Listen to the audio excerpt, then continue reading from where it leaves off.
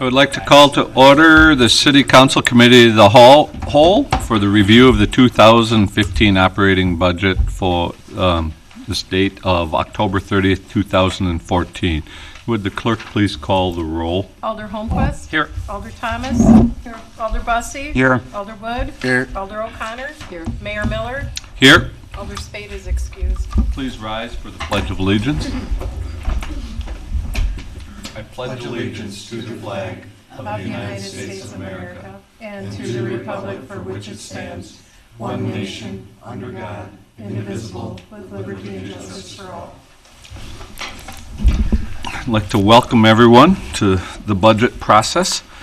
Mark and Pat will provide an overall summary, but I just wanted to share a couple items that where the mayor's budget might differ from the executive, the department head, and or the committee.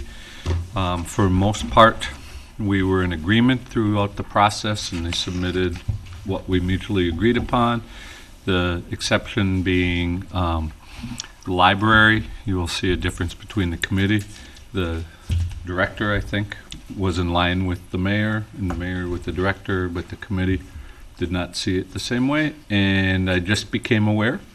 So I don't really know, or I don't know, but last night Public Safety met, and there's a change in the Public Safety Committee budget, and perhaps the director too, so I don't know on that one.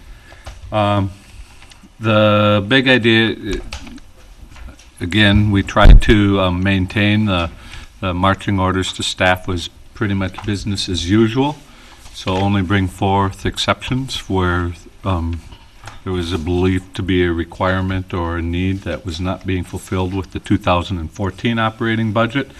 And I think for the most part, if not the entire part, that was followed very well. In terms of compensation, I'm submitting a 2.5% raise for staff, for non-represented staff. And the one thing that had grown this year, as you will note and learn, was that we've been trying to maintain a 20% plus reserve budget, and that number had gotten to a point where I think I won't assume anything, but I felt it was more than adequate. Talking with the finance director and city administrator, there was more in there. So what you'll see in this budget is a return down to the 23% approximate operating reserve level, which was at the request of the finance director. Felt that that was a number that he would like to see make it through this budget process, with the remainder going to pay down debt. So $150,000 of this budget is used for debt repayment. There are some other smaller things as we'll go along. I'll highlight anything that I added or suggested. But with that, I will turn it over to the city administrator and Mark. Yeah, Mark actually has a summary, so I'll let him run with that. All right, I'll just kind of do a quick summary so to get started here. Basically, the total property tax levy increased $136,004, or 2.4%. The total property tax levy is $5,799,427. Last year, we didn't use all our allowable levy, so there was a allowable carryover, which was the 51. This is determined by the state. Was $51,379.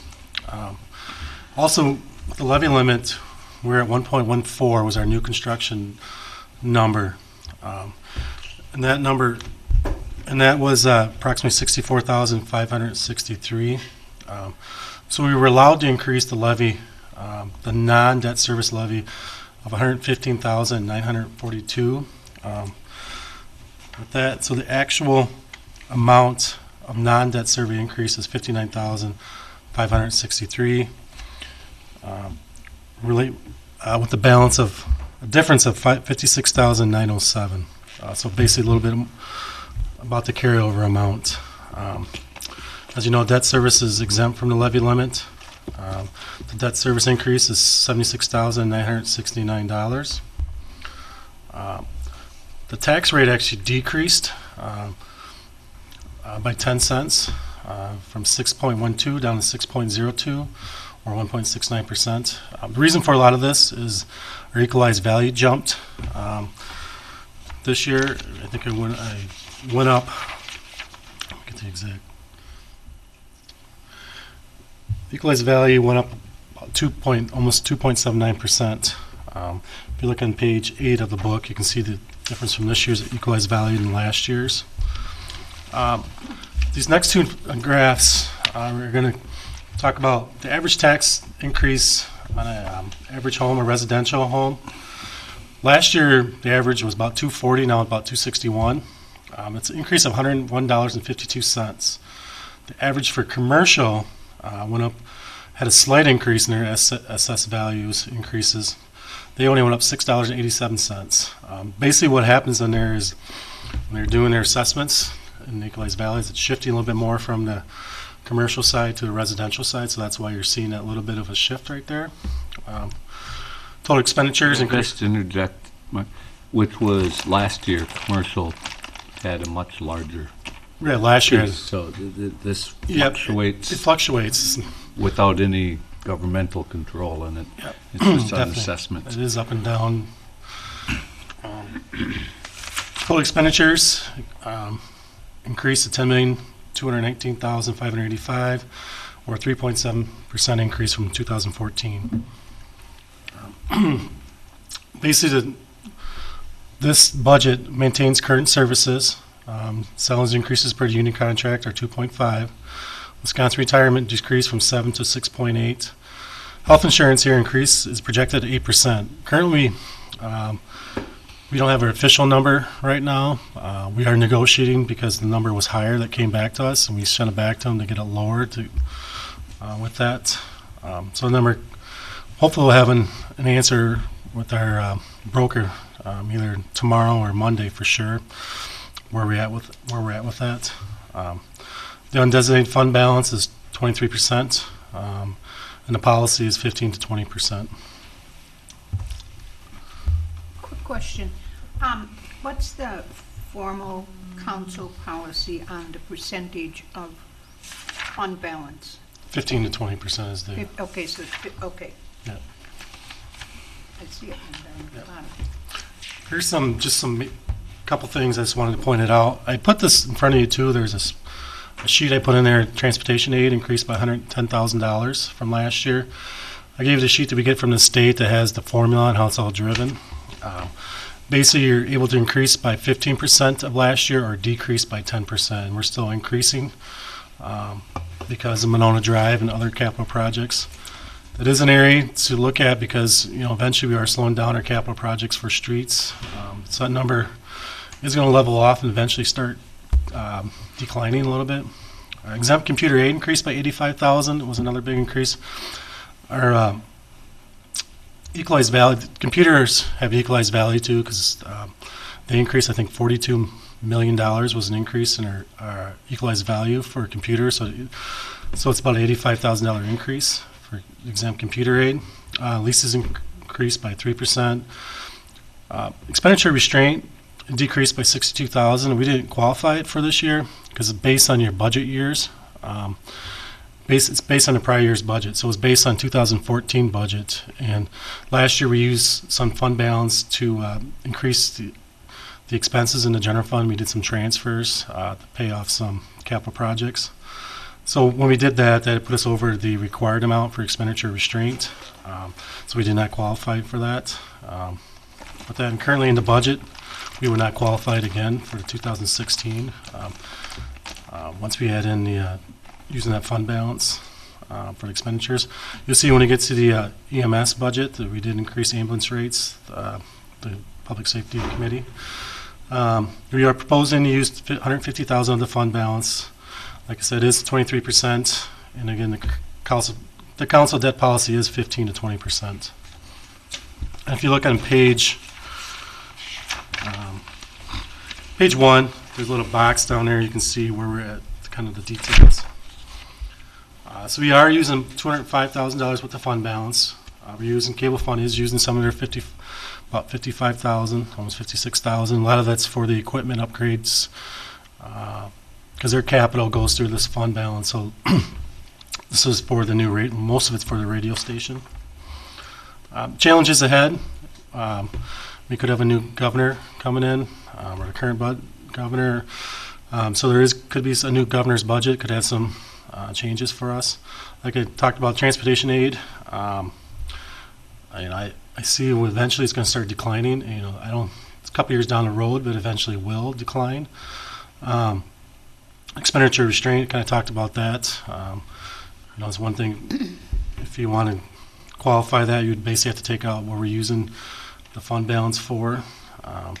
Healthcare costs, the other thing, we budget 8%. Right now we're still in negotiations. That number could increase with that. And just for the future, it's our biggest challenge. Just with what they're projecting from last year's budgets, it's an actual increase of, I think, 86,000. 85,000 is roughly what our budget increase is for healthcare as a whole. That doesn't count all the different funds like water and sewer would split out, but it's $85,000 increase with that. So that is a big concern every time healthcare cost goes up. Water rate case, we're going to need a water rate case in 2015, just because we did lose our largest employer or user, Beckton Dickerson, and we will need to take a look at that to make sure we meet all the bond requirements. We did get an increase from Madison Metro, and that's about 10%, so we'll need to pass that on. And the Public Works Committee passed a new stormwater formula. So I kind of have it at 20%, but we'll know a little bit more once they're going to be bringing it to the council here fairly soon, I believe, in the next December. So we'll be looking at that when it comes in December. I don't have any questions or comments. Matt, anything? No, nothing additional.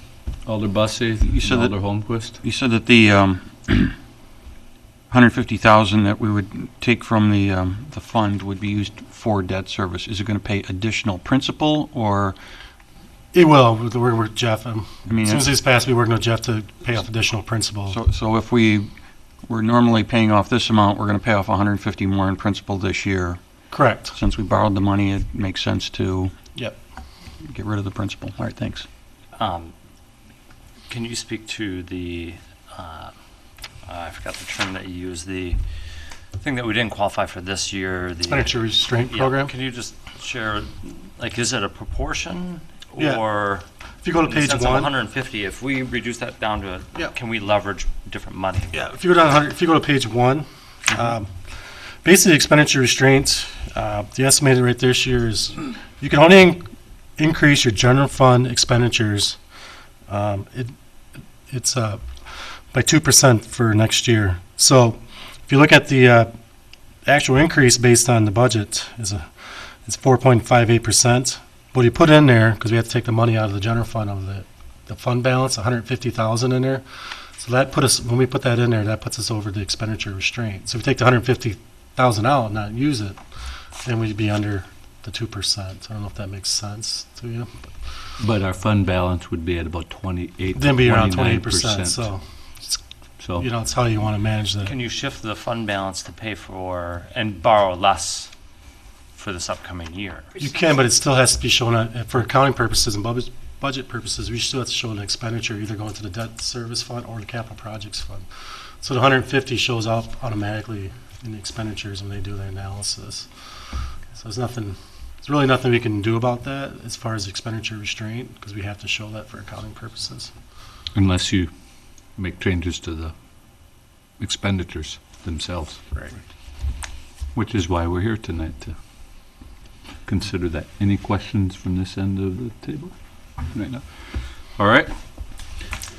So here we go, starting with the senior center, Diane Mickelbank. And if you would, you can do it from there, but I just did want to note that each of the department heads will be handing out a summary sheet to note any increases or significant changes to the budget. So if you guys want to follow along with that, that's what they'll be working off. So I handed yours out prior to you getting here. It's a 2-page sheet with our attendance on one side and then our summary on the other.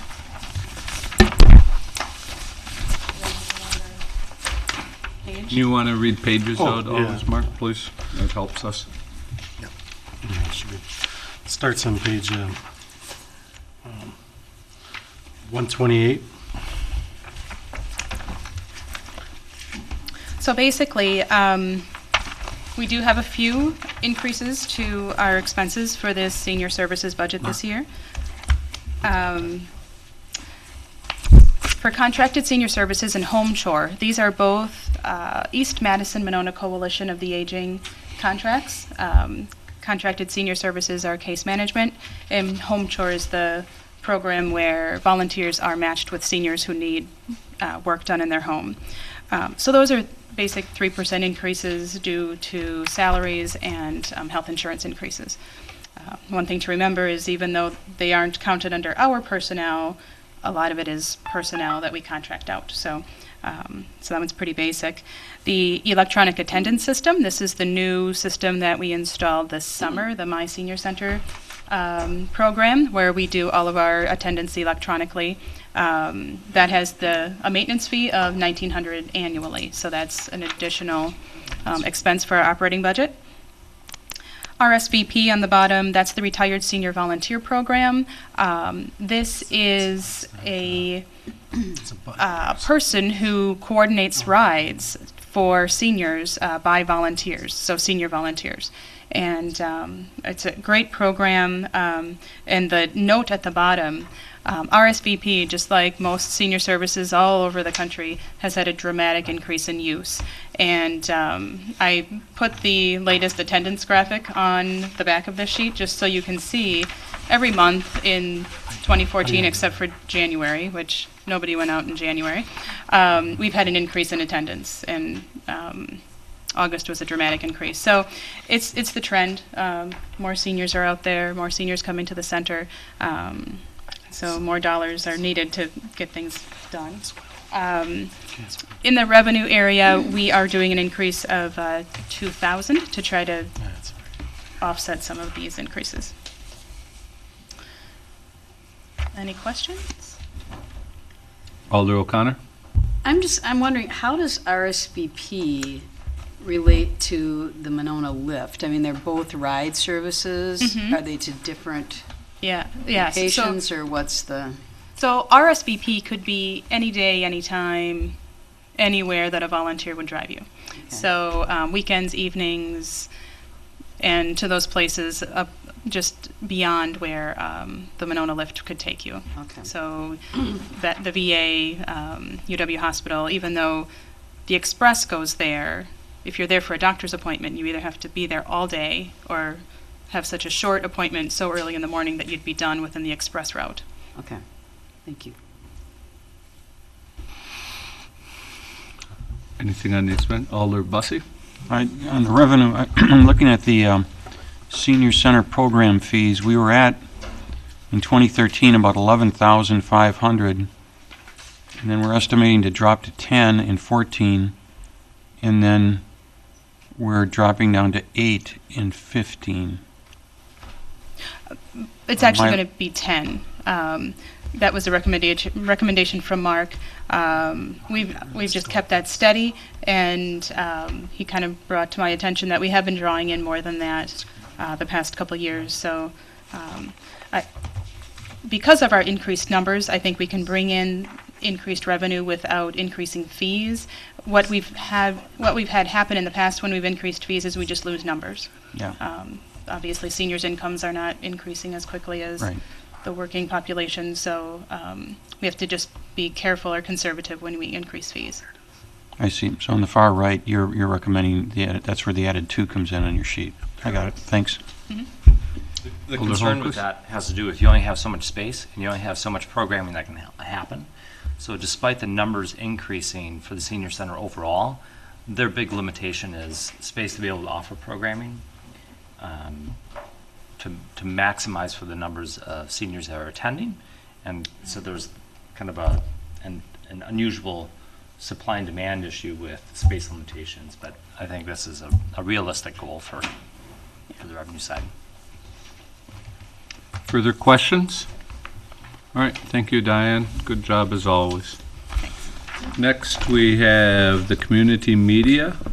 Will is, Actually going to flip with Leah. okay, Will's going to flip. Will is at a meeting right now, so Leah will be next. Or someone- She is page 38. What page? I'm sorry. Page 38. Welcome. Thanks. So I'm going to be discussing the IT budget, and the budget highlight sheet is coming around to you. So forgive me, this was formerly Janine's area of budgeting, and I've sort of stepped in for her, obviously. So I'm not an IT professional, so I'll try and answer your questions, and if I can't, I'll just promise to find the answers and get them to you before the next meeting, okay? And if necessary, can we get our consultant to Yeah, attend you the just first let me know if you reading? need them, and Yeah. we can get them to attend. Okay, thank you. So we've had to increase the budget for IT services. So the first increase are consulting services under the service contracts. That line item we've increased by $4,000 for next year, and that's just simply based on our expenditures from this year. Second, our service contracts. We've increased $16,650. So a couple big things added to there. We are going to switch our email from our current Microsoft Exchange with a physical backup server to Microsoft Office 365, which is a cloud-based email system. So once we do that, it will require no server. It won't require any hardware, but it just requires license user fees. So we've estimated that at $5.49 per user for 110 users. So that's a $7,250 annual fee on that. And just so you mentioned that this was saved on a new server. If you had serve every 4 years, so it actually equals out to be Yeah. the same. Our IT consultant estimated that where our IT's at right now, we'd have to purchase a new backup server and then upgrade our current Microsoft Outlook to Microsoft Outlook 2013. So that upgrade, plus the purchase of the server hardware, is probably a $30,000 expense. That would probably last maximum 5 years before we'd have to do it all over again. And more importantly, this will get rid of the proverbial, Yes, it would, Bob. It would, my Bob. biggest complaint, It would, the Bob. unsecured email site that you get whenever you go into your email. Mhm. Do not go in, but you still go in. Thank you. This user fee would also be fully compliant in terms of our archiving capabilities that need to be compliant with open records laws. So, and then the other big expenditure here is we're adding $8,400 to fully connect to the Muffin network. So that's their monthly connection fee of $700 a month. And just to add to that, we were told through the Muffin people that a few years back when we connected for the charge we connected for, that they anticipated us hooking on here. So really, this $8,400 is something we either pay willingly or they're going to charge us because we're connected to the network anyway. So this is something that we need, but it's also something that we're expected to use. Okay. And then we increased our equipment maintenance and repair budget $2,000. Again, that's just based on what we're actually spending this year for equipment maintenance and repair. Questions? Alder Holmquist? Nothing? I was going to say one thing, but I was holding. If we switch to the Office 365, is this going to also include all the bundled software that people would be able to use remotely on the other devices? So we would have a reduction in future license fees for the Office suite. I believe so, Brian, but I'd have to double check on that for you with 'Cause that that would- consultant. when we get to the agendas and packets online, of being able to save things in a secure location for your own personal notes, and they aren't released, so they aren't public record. Kind of that piece to make sure that that's compatible with this, all underneath one shell would be nice. Got it. Thanks. Further questions? All right, thank you, Leah. Then, Sonny would be next. Planning, Sonia Reichertz. Sonny, welcome. Did you have a handout already? Yes, you should all have the planning summary in front of you. Yep, that's page, starts on page 96. I realize the summary sheet is supposed to list increases, but I didn't have any, so I just listed the areas that I or the Plan Commission had any control over. So that's part-time wages, which is for the planning intern position, professional development, supplies, and the Landmarks Commission line items. Can you just refresh everyone's memory about the intern? Yes, Planning so admin. the part-time administrative assistant intern position works about 20 hours a week, and they're a great help with public notice mailings, administrative paperwork assistance, posting things on the website, helping with Plan Commission packets, and then that person gets wonderful experience in planning. They also could move up like our current planner. It's a good position. How many interns have we had over the years? At least 4 that I Since I've been here, there's been 6, including the new one. Okay. More than that. Additional questions? Alder Bussey and Alder Holmquist. The community development promotion, our 2014 estimated expenditure is 3,500, and we've got nothing in 15. Yeah, I think, Mark, do you want to speak to what that line item Just is? moved that Yeah. money.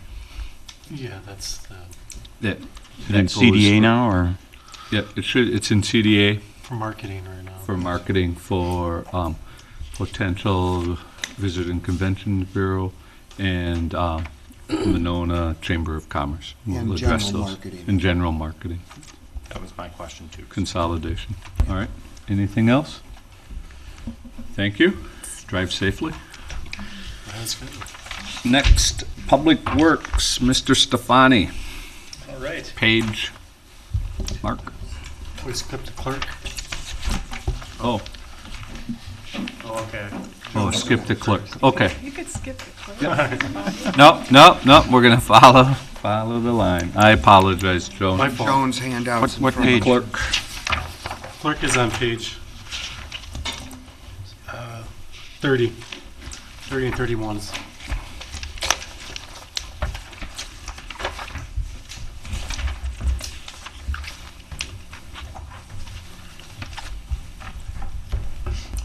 I wanted to increase, Mayor Miller, professional development to show there's some really good opportunities that keep coming up, and I keep taking money from Mark. And so I would like that to be there, not that I will use it all every year, but I would like that increase for when these opportunities arise.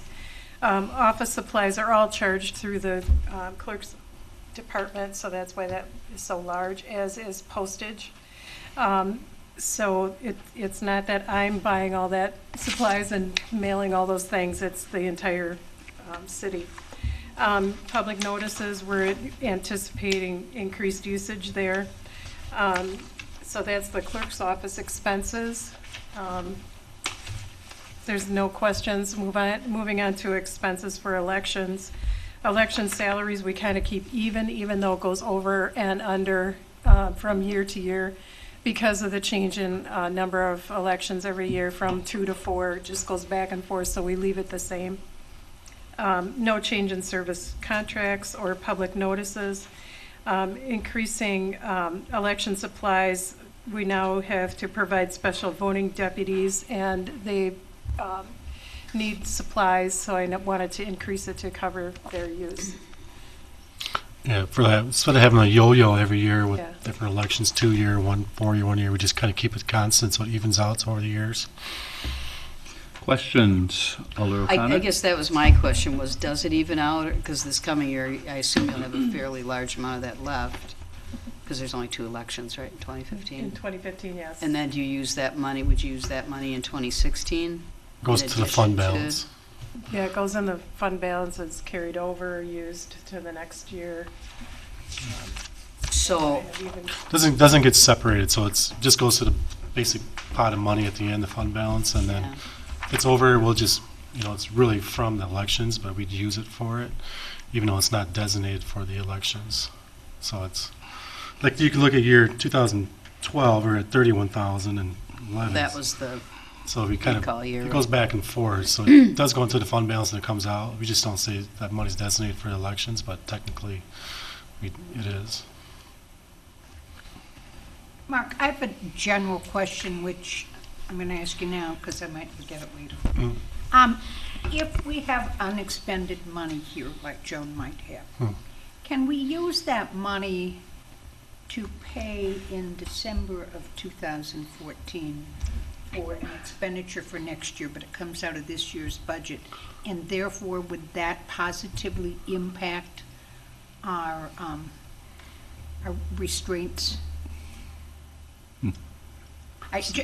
Think about it. So you're because saying to pay, you're saying buy some for 2015 and 2014? Absolutely, whether it's supplies, whether it's postage, whether it's whatever it is, it's to spend it this year and remove it from next year's budget. I mean, you could do that if you actually, but the biggest thing is it has to be, for accounting purposes and budget purposes, it really has to be expended in 2014. So if you can, you pay for it in 2014, You but can as buy postage, there are things you Right. can do, you can buy paper. things like that and supplies you want to buy ahead, but if you buy like some, Just something to think about if we have unexpended money, pay for it this year, and it won't impact us so much with next year's budget. Good idea. All right. Sorry. If there's no additional questions, thank you, Joan. Now we're moving on to Public Works, page number. we start with buildings, it's going to be on page, I'm sorry, forget, page 48. Dan Stefani. Thank you, And I- Mayor. You do have Can I my, Yep. Could I jump and say one thing first? I think I had something here. I forget to bring it. I know there was a question during our meeting. I think maybe I don't have it. I don't have it, I guess. all right. Do you want to answer the question or not without the paper? Oh, here it is. There was a question brought up about wages, because when we get to Public Works, you're going to notice a lot of flip-flopping of the wages, because basically this year is the first year that, 2014, we kind of switched how we did the department a little bit. There's some guys that are just strictly now on water and sewer, and then the rest of the guys are on the general fund side. So the allocations, we used basically 13's allocation and estimated for 14. So you're going to see some numbers when you look at salaries. Some are going to look way high, and some are going to look really low. But in total, we're actually less in salaries than last year because of some changes. So I have a spreadsheet that kind You of want to hand that out? shows it and where the increase. It did shift some costs, though, around a little bit, but we'll show you total. Thank you. Thanks. Yeah, the decrease is strictly a salary decrease due to some newcomers in the department. Senior retirees Yes. versus new hires at Right. lower rates. Yep. Anything else, Mark? All right, I did hand out my highlight sheet for you, for your reference. We will start with general buildings and ground, but just so you know, the engineering, that'll be the fourth budget I present to follow the draft budget that you have in front of you. So starting out with general buildings and grounds, the telephone cost was reduced by $1,000 based on usage. Water and sewer utilities was reduced by $500 based on usage. The outside services was increased by $2,500. It was historically underfunded. And the repair and maintenance supplies was increased by $500. Questions? Alder Holmquist. If I remember right from the capital budget, we're switching phone systems. And can you talk about, I believe we were switching to a voice over IP system, and will the operational cost, I would think it would greatly differ. It will. We don't have the details of that worked out yet. We have to go out for bid, but that cost savings will show up. These costs are based on traditional numbers, so that cost savings will be realized next year. So the budget probably for 16. By the time we get this thing in service and everything, it won't really hit us to Right. full amount to 16. Alder Bussey. I noticed the gas and electric in 2013 was around 50,000. You're projecting 44. Is that based upon the success of the Yes, Yeah, photo cells? especially at And I want to hit on that quick, because there's a sheet I handed out, if you want to take a look at that. I got 3 buildings, I guess there was 4, but you'll see the first sheet's Public Works, the second one's Library, and the third one is City Hall. This is electric use only. As you can see, the graphs will show how much kilowatts were used per day compared to this year and last year. And then you can see also the billing to date, how much we paid in 2014 to date and 2013. in the lower bracketed area in the right column. So there is the big savings. I will say last year we had a harsh winter, so we used a lot of gas, so some of the numbers were higher because of that. So But this is just electric. this is just electric only. I think these are the same graphs that I emailed to everybody on October 20th. Yep. It's the same one. We have, and maybe it was in that packet that you sent out, do we have this with the additional costs of the rec credit piece? to it? No, we're going through that right now, just to confirm. We think it's all per the agreement, but we're asking Falcon for analysis, just to make sure MG&E's paying at the right rate. Because again, just to refresh your memories, we're in uncharted area. We're the only operator in the state doing it the way we're doing it. So the model doesn't look the same as most models. So we're on it, and we'll report out once we know that good or bad. Mayor, I had a question. Yes. How do the savings get get allocated, Mark? Do they go, for example, the Public Works building has solar panels, the library does, City Hall does. In the pump station. Does the savings get spread across all the departments, or does the specific buildings? Just whatever building it's related to. So we get a separate bill for each building, a separate bill from Falcon for each building. So it goes to each building. Okay. Okay, if there's no further questions, next Okay, Highway and Street Administration. Just a second. page Dan. number. That is starts on page 77.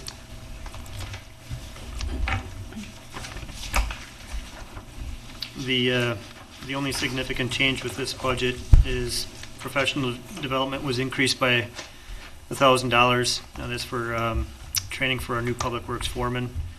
Like to get him some additional training for streets operations and street maintenance evaluation. And just to refresh, it's because we have a new foreman, so we want to make sure he's educated properly. Okay. Any questions? Next. This is the next page. Just flip it over. Go straight from there, please. 78. Okay, the shop machinery and buildings budget. I split one of the accounts into 2 accounts to better allocate for our spending for vehicles and equipment maintenance stock items, and then also to better allocate for spending related to the Public Works facility maintenance and upkeep. No additional funds was requested here. It's just a way to better manage the money. Questions? Alder Bussey. Yeah, your estimated 2014 on repair and maintenance supplies is 22,000, and then you drop down to 12. 2013 was 22,000. We're projecting 22 and 14, and then we're in 15. How do we get away with just 12 grand? Well, in previous years, those two items were lumped together. We're expecting to have some savings based on some purchases we're not going to be making. We start. So again, that goes back, all the buses, you had the 12 and the 7, so it's 19,000. It would have historically been 19 in one line, now it's 7 and 12. But, yeah, it's still $3,000 or Yep. over 10% decrease. Did you have anything more to add to that, Dan? I guess all I can say is going into the 16 budget, those numbers will, after we get a year under our belt with that split, we'll be able to, I guess, further define what's going to be spent in each. But I think with better allocating the expenses to the proper vehicle and the proper department, I think that 19,000 that I'm asking for is going to be pretty close to that number. Alder Wood? Under the personnel cost, it shows an increase of 16%. Can you describe, the reason for that? Is that As far as that's where their time is, that was that spreadsheet I showed in total. I guess what they're doing, would be more with what they're doing in that department, but last 13 and 14, they've been spending more time in that area. So if we looked, well, it's hard to keep it constant because we've had turnover with, now we have lower paid, younger, I assume, less experienced employees. But it's basically just being reallocated, the same pie being reallocated to different areas. Correct. I think. Which again goes back to the singular sheet. Yeah. Alder Thomas? And is the crew picking up additional responsibilities that we had contracted out? In the capital projects area, yes. In the past, we've contracted out all of our concrete work. We're doing all of that in-house now. What we can do. What we can do. Yeah, we can't do great distances, but we can do small sections of curb. We can do sidewalk panels, ramps. We just completed a project at City Hall, the entryway. We've done some storm main replacement ourselves. We've done catch basin replacement. Some of the more The only simpler. reason I say that is because there are some areas then of public works that will go up, but that's really offset by a reduction in the contracting. Is that a fair I statement? think, I guess the way I see the budget, the operating budget, we have 40 hours a week for 52 weeks a year. So we have salaries for the street crew. So whether they're working, trimming trees, cutting grass, or doing concrete work, that's how Mark is talking, that those monies will be reallocated in the years to come based on the tasks that they do in the previous year. Right, So- but if there are tasks that they're picking up that we formerly contracted out for, there is a savings in Yes. those costs. That's On the capital budget side mainly, because that frees up more dollars to do more work. All right. If there's no further questions, next. Just flip the page over to 79. Street maintenance. Or if you just want to go straight to engineering, because Yeah, let's do engineering first. Engineering, okay. it's on the next page, 79. The only significant change for engineering, I increased the professional development by $500. That fund or that account is for the project manager and myself to attend our training for the year. So Shannon's got some other training that she needs that was different than what Janine had. So just basically accounting for that. Questions? Next. Street maintenance and construction. Oh, yeah, if you flip to page 80. Page 80 and 81.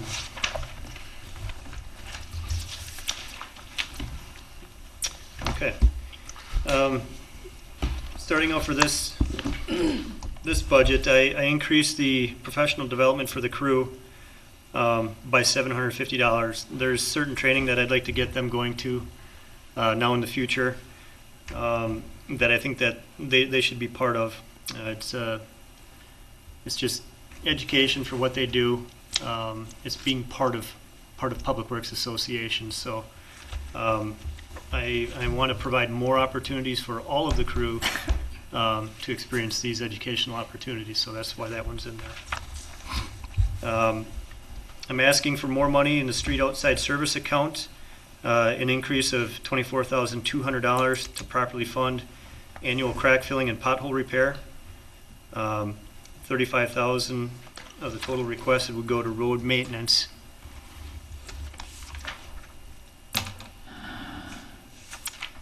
The next item, median and terrace maintenance, now includes the $7,500 that we had in the forestry budget.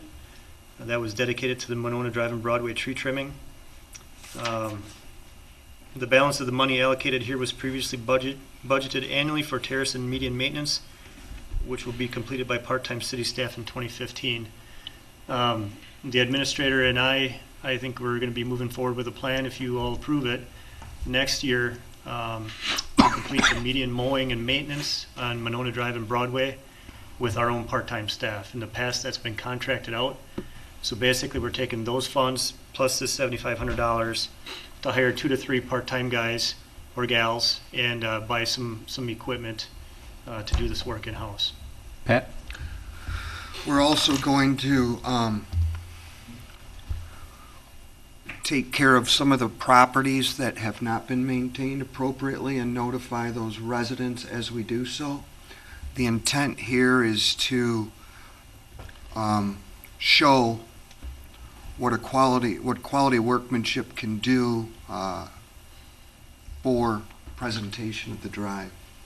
We see a few properties out there that are constantly behind on their mowing, and when they do mow, it looks like a hayfield. They're not maintaining their vegetation appropriately.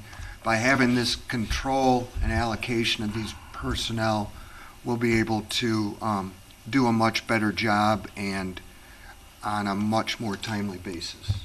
This is also the basis for discussions that staff has been having for the last year with the chamber, and may lead to a bid district, which is a whole different, but this will be the validation to prove what the real costs are. And so hopefully we lessen the debate that may arise as we present that. So these costs would be offloaded to the entire drive businesses at some point in time if a bid district would be accepted.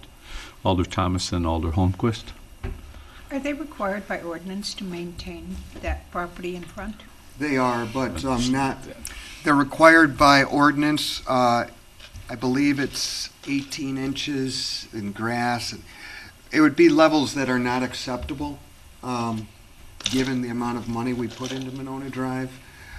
Maintenance would be just basically hacking the grass and the bushes down to, and not taking care and giving a proper presentation. Okay. Alder Holmquist? And I'm curious if this also includes, in some of the medians, proper care for our areas. I look particularly at that water retention little basin at Yes. the Drive and Broadway, which, although it's been cleaned up multiple times, not from a standpoint of thoroughly removing the weed base. So I assume that this includes that. We have a plan next year to restock it with the proper plants again. You know, like Pat said, you know, the rain garden, the block walls, these staff, that'll be a priority for the staff as well on days they're not cutting, is to weed these areas and keep them pleasing, you know. And we're again going to provide some education. We had Jane Kuzma do walk through as to what was a weed versus preferred plant, and I don't know if that training stayed with all the people as different staff were doing it, so there'll be consistency to the care, which I think is what's Pat's and Dan's major goal is. It'll be consistently cared for. Keep it And fresh. again, the hope is that at some point in time, this will be coming off of the city roll. Alder O'Connor? I'm just curious in terms of the businesses. I volunteered at that Clean Up the Drive event a year ago, and there was an awful lot of trash just laying around. Do we have any kind of an ordinance that covers any of that? I mean, just cans and pieces of old bags and all kinds of stuff, just It's, more yeah, than just grass and weeds. exactly, and that's what we want to, every time that we run into a situation where we're picking up that stuff excessively, not just a little piece of paper here and there, we want to note that to the business owners, that that's their responsibility, but it's so hard to enforce because the business owners will say that, somebody just did that the night before and they hadn't got to it. When in all reality, that stuff will sit there on some properties for months at a time. Any additional questions? Next. Okay, moving on. Safety equipment was, Hold on. Oh, we're still in the same. yeah, we're Okay, still I'm on sorry. this, yeah. Safety equipment was increased by $1,000. Street sign repair and replacement now has its own account. $1,300 remains in this account to rent the retro reflectivity meter for next year.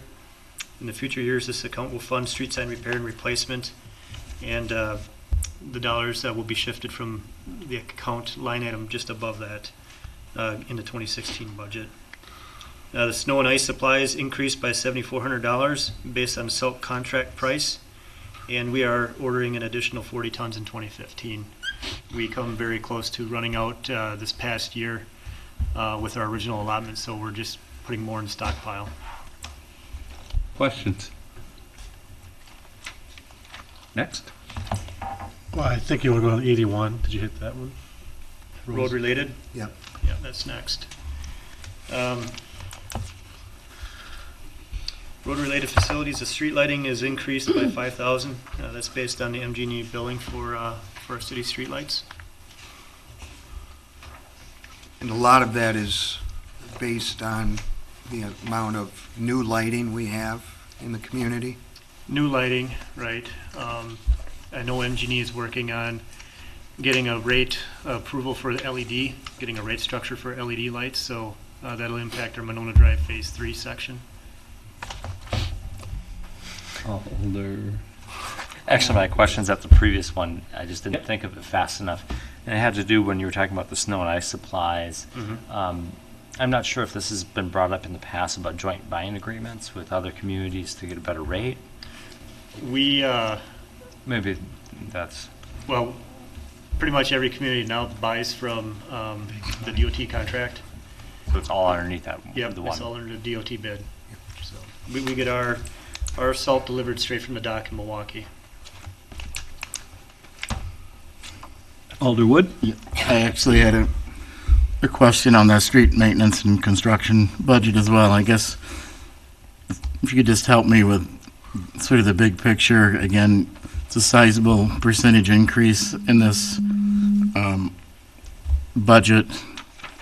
And just if you could just kind of walk through again why that is, what we're getting for it, what's the reason?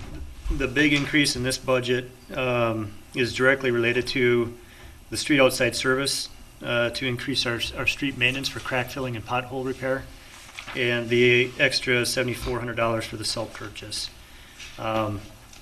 Regarding the street maintenance, I mean, we're falling behind on our crack filling.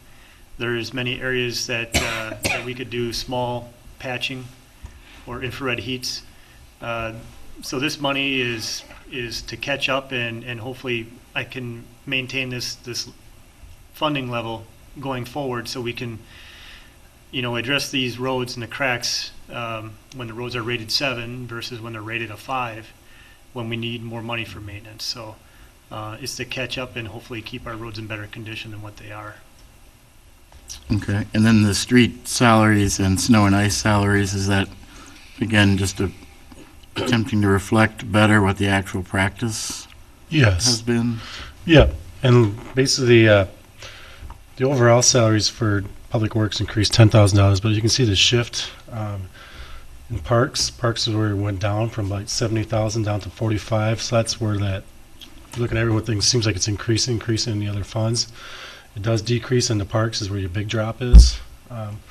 and get to that, but as a whole, we kind of looked at, because of the new allocation, whether they're doing the new, like, the guys just work in general fund area and the other guys just working the utilities, we got a good idea where we're at. And we'll have another history again after the full year for 2014, so it's one of these things that's, unfortunately, is kind of going to be a rolling thing. Until we get a good grasp of it, but in total, it would be fine, but it did like you said, increase 5% in the general fund as a whole, but yeah. This was the first year, 2014, where Jake had control over the parks budget. Our guys did minimal work in the parks this year, which was, I think Jake had more of his staff do the work, so I think that kind of goes in line with what Mark was talking about as far as the salary allocation. Okay, thank you. Additional questions? Next. Next would be the forestry, which is page 94. Okay, in here, the outside service contract for the city forester is $7,500. We were short on funding for that last year. I think we budgeted, I think it was $7,000. So per contract, we have to have $7,500 there. The Monona Drive Broadway tree trimming, $7,500 that I discussed earlier. That'll go towards the our own staff maintaining those areas. The brush pickup is increased by $584. That's split in two budgets, the forestry budget and the stormwater budget. So we have $584 in this budget and $584 in the storm budget. We're in the final year of that contract, and we plan on going out for RFP probably mid-year in 15 for that service. Questions? Next. Next would be the water utility. Starts on page 159. Solid waste or watermark? Let's just go down the list here, if that's all right. Water utility, if you can just, if I can throw you off. Oh, so you do have water first in there? Yep. Okay. Where are we now? 159. Okay. So it's item 10 on our handout? B, F. Yep. Oh, yeah, okay. Thanks. I don't have his list, I'm sorry. I was just going off of here. Okay. Power purchase, we're going to increase that by 13,000 based on the current billing. Maintenance of pumping plant decreases by 1,000 based on actual expenses. Our water analysis testing scheduled by the DNR, we're dropping that by $2,700. We have a lighter schedule for 15. Reservoir and tower materials repair includes $5,530 next year only for a cathodic protection inspection and replacement of the rectifier to operate that system. It's an electrical type system in the water tower to prevent corrosion inside the tower. So, and the last one for water is our mains outside service account is increased by $6,000 based on our increase this year of water main breaks. Questions? I do, just so you can just look at that spreadsheet again with the wages. The overall wages did increase $8,000, 8% increase. So again, it's the reallocation, getting it all right now with the three guys working in water and sewer. Once we'll do sewer next, you'll see there's a big decrease in the sewer utilities, just based on actual costs and what they're doing by $26,000 or 45%. But sewer utility is next if you want to do that page. That is starting on page 170.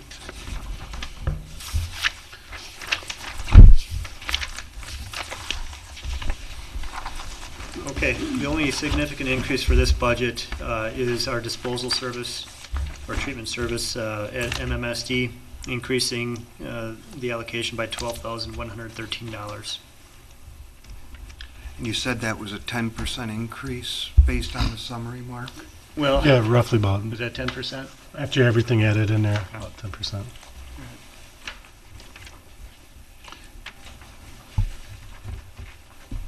Just giving people time to read. Page, Alder O'Connor, nope. I'm just wondering, what is forfeited discounts? I noticed in 2014, the budget was 8,000 and it's 80,000 in the, Pizza boxes and recycling. No. yeah, it should be 8,000. It's Okay. just interest on late payments. Or penalties and that. Additional questions? Next. I thought I had it switched. Solid waste is next. And that is page. I don't know. Solid waste is 154. We have an increase in our yard waste disposal costs, an increase of $11,000. That was based on a notice from Dane County yard waste facility last year. I think we got it in early November. It was right after our budgets were passed. That they were raising our disposal charge by, I think it was 320% for this year. So I think that turned out to be like $8,200 or $8,400 at that time. So we went out and got some pricing from some other places. Purple Cow Organic is the place that we chose. They came in a little less than the Dane County facility. But either way, whether it's Purple Cow or it was Dane County, we'd have a significant increase in disposing of our yard waste. So I think the Dane County yard waste facility has closed because they lost a number of municipalities, and I think that's what their goal was to raise it high enough to get out of the business. So, Alder Holmquist? And can you just, or can you help me understand what all is included in yard waste? Is this just the bins down by the Public Works garage for citizens to dispose, or is this other? Leaves too. yeah, what we have in this account is there's $20,500 here. We have our hauling service that hauls the dumpsters that you see at the garage. Rail Container does that. My estimated price is $8,400. Yard waste disposal, that's the material in those dumpsters, $8,300, Purple Cow Organics. Our leaf collection disposal is about $2,800. And then we have some miscellaneous debris that we have to dispose of each year, and that's about $1,000. So, it comes out to about $20,500. And just as a brief aside, thank you very much for sending out that email in terms of our leaf collection process. And as I'm sure you've already perhaps been hearing from people that they haven't had their leaves picked up and what's going on. And there's a process. It's a slow, deliberate process, but it's happening. And just call Dan at home if you have any questions. Well, I think and to that point, in case anybody's watching, what happened is we had 2 nice weekends where everyone decided to rake their leaves, and that catches up to our staff, so. Yeah, plus the wind and Yeah. all that helps get the leaves down. But as of last week Friday, I know we're getting off topic a little bit, but we made 3 rounds of the city already last week Friday, and we're out with all of our trucks 8 hours a day. It's just, it's going to take us, based on the facts, about we'll make a complete round of the city about every 12 business days. That's assuming all 3 trucks are operational. So. Okay. Any additional questions? Next. Next is stormwater, which is the very next page. I've got 2 more items on solid I'm waste. sorry. Just very briefly. The rebate revenue is expected to drop in 2015 based on our current commodity pricing, and our recycling and refuse collection fees, trash tipping fees are increasing in 2015 based on our contract. Total increase for those items is $7,070.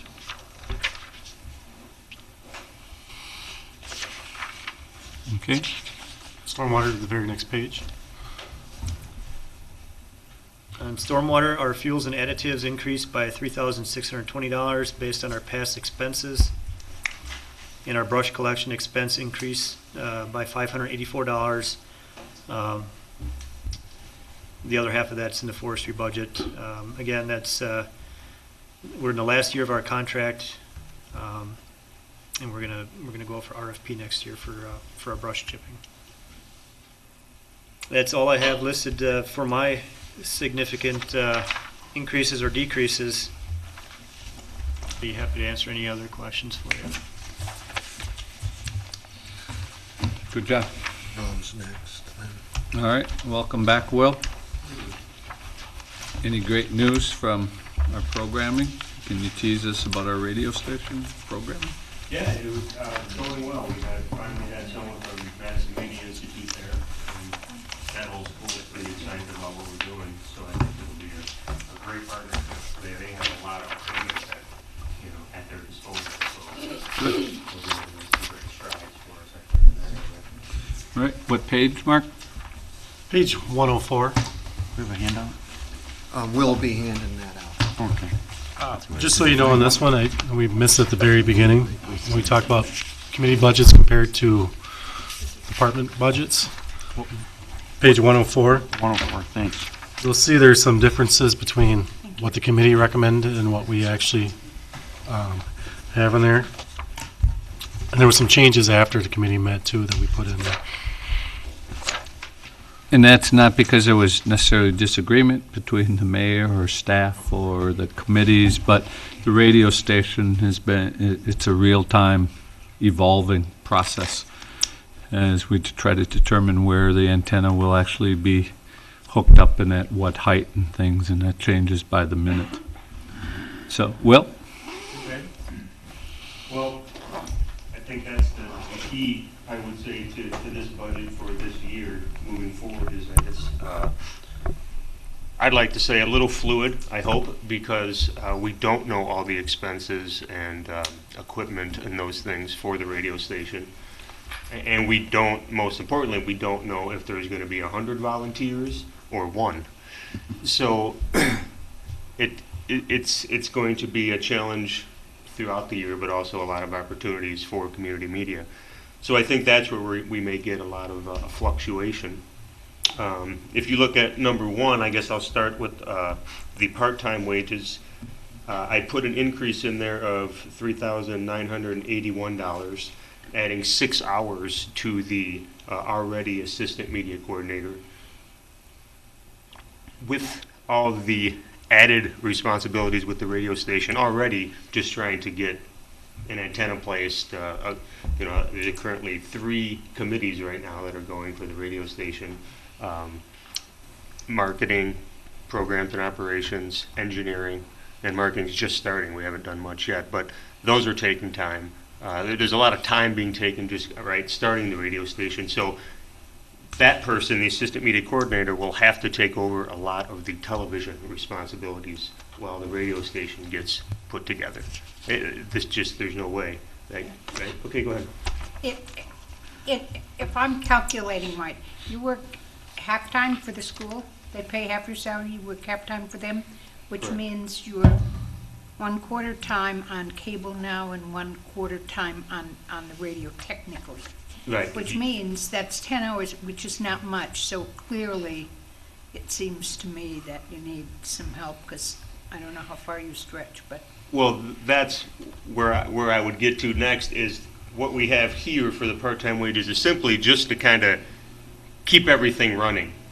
Any new content anyone wants created or any new strides we want to make, that's not reflected in this operational budget. That's reflected in let's keep the ship afloat, but you're not going to see any big strides from that matter, especially, of course, if we don't get a lot of volunteers for radio. And then if we do get a lot of volunteers, that's more work, because then we got a lot of people we have to figure out how to manage.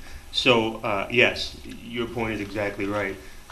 This is a simply status quo as far as operational from a personnel perspective, most definitely. Which was kind of where I was going with this. So this added 6 hours would put 25 hours for the assistant media coordinator. That would be 9 a.m., 12 p.m., then again 3 to 5. I mean, ideally that's what I'd like. That's a pretty big burden on somebody to have a 3-hour break and then come back to work. So not ideal. There's another issue. There is thoughts of you could have 2 people working, but that scares me a little bit because that's $12.50 an hour roughly, and then you may work 15 hours a week, and we split that up between 2 people or something. It's hard to buy in to a job at 15 hours a week for $12. They're going to be working somewhere else, probably working harder and not giving us what we need. So there's a lot of struggles there, and I think next year will be that year to figure it all out, and it'll be good for community media because we'll be able to have the radio station giving us a little more presence. When we move forward, we'll say professional development. That's going to be another area where I basically doubled that for the fact that there's going to be a lot of training, a lot of new memberships for me and possibly the assistant media coordinator to attend for now radio and television. So that should cover the cost. Currently, we will see again how radio progresses. As we get into digital radio transmission fees, number 3 on the list here, a $50 monthly fee. You may have in there on your booklet, it's high definition HD fees.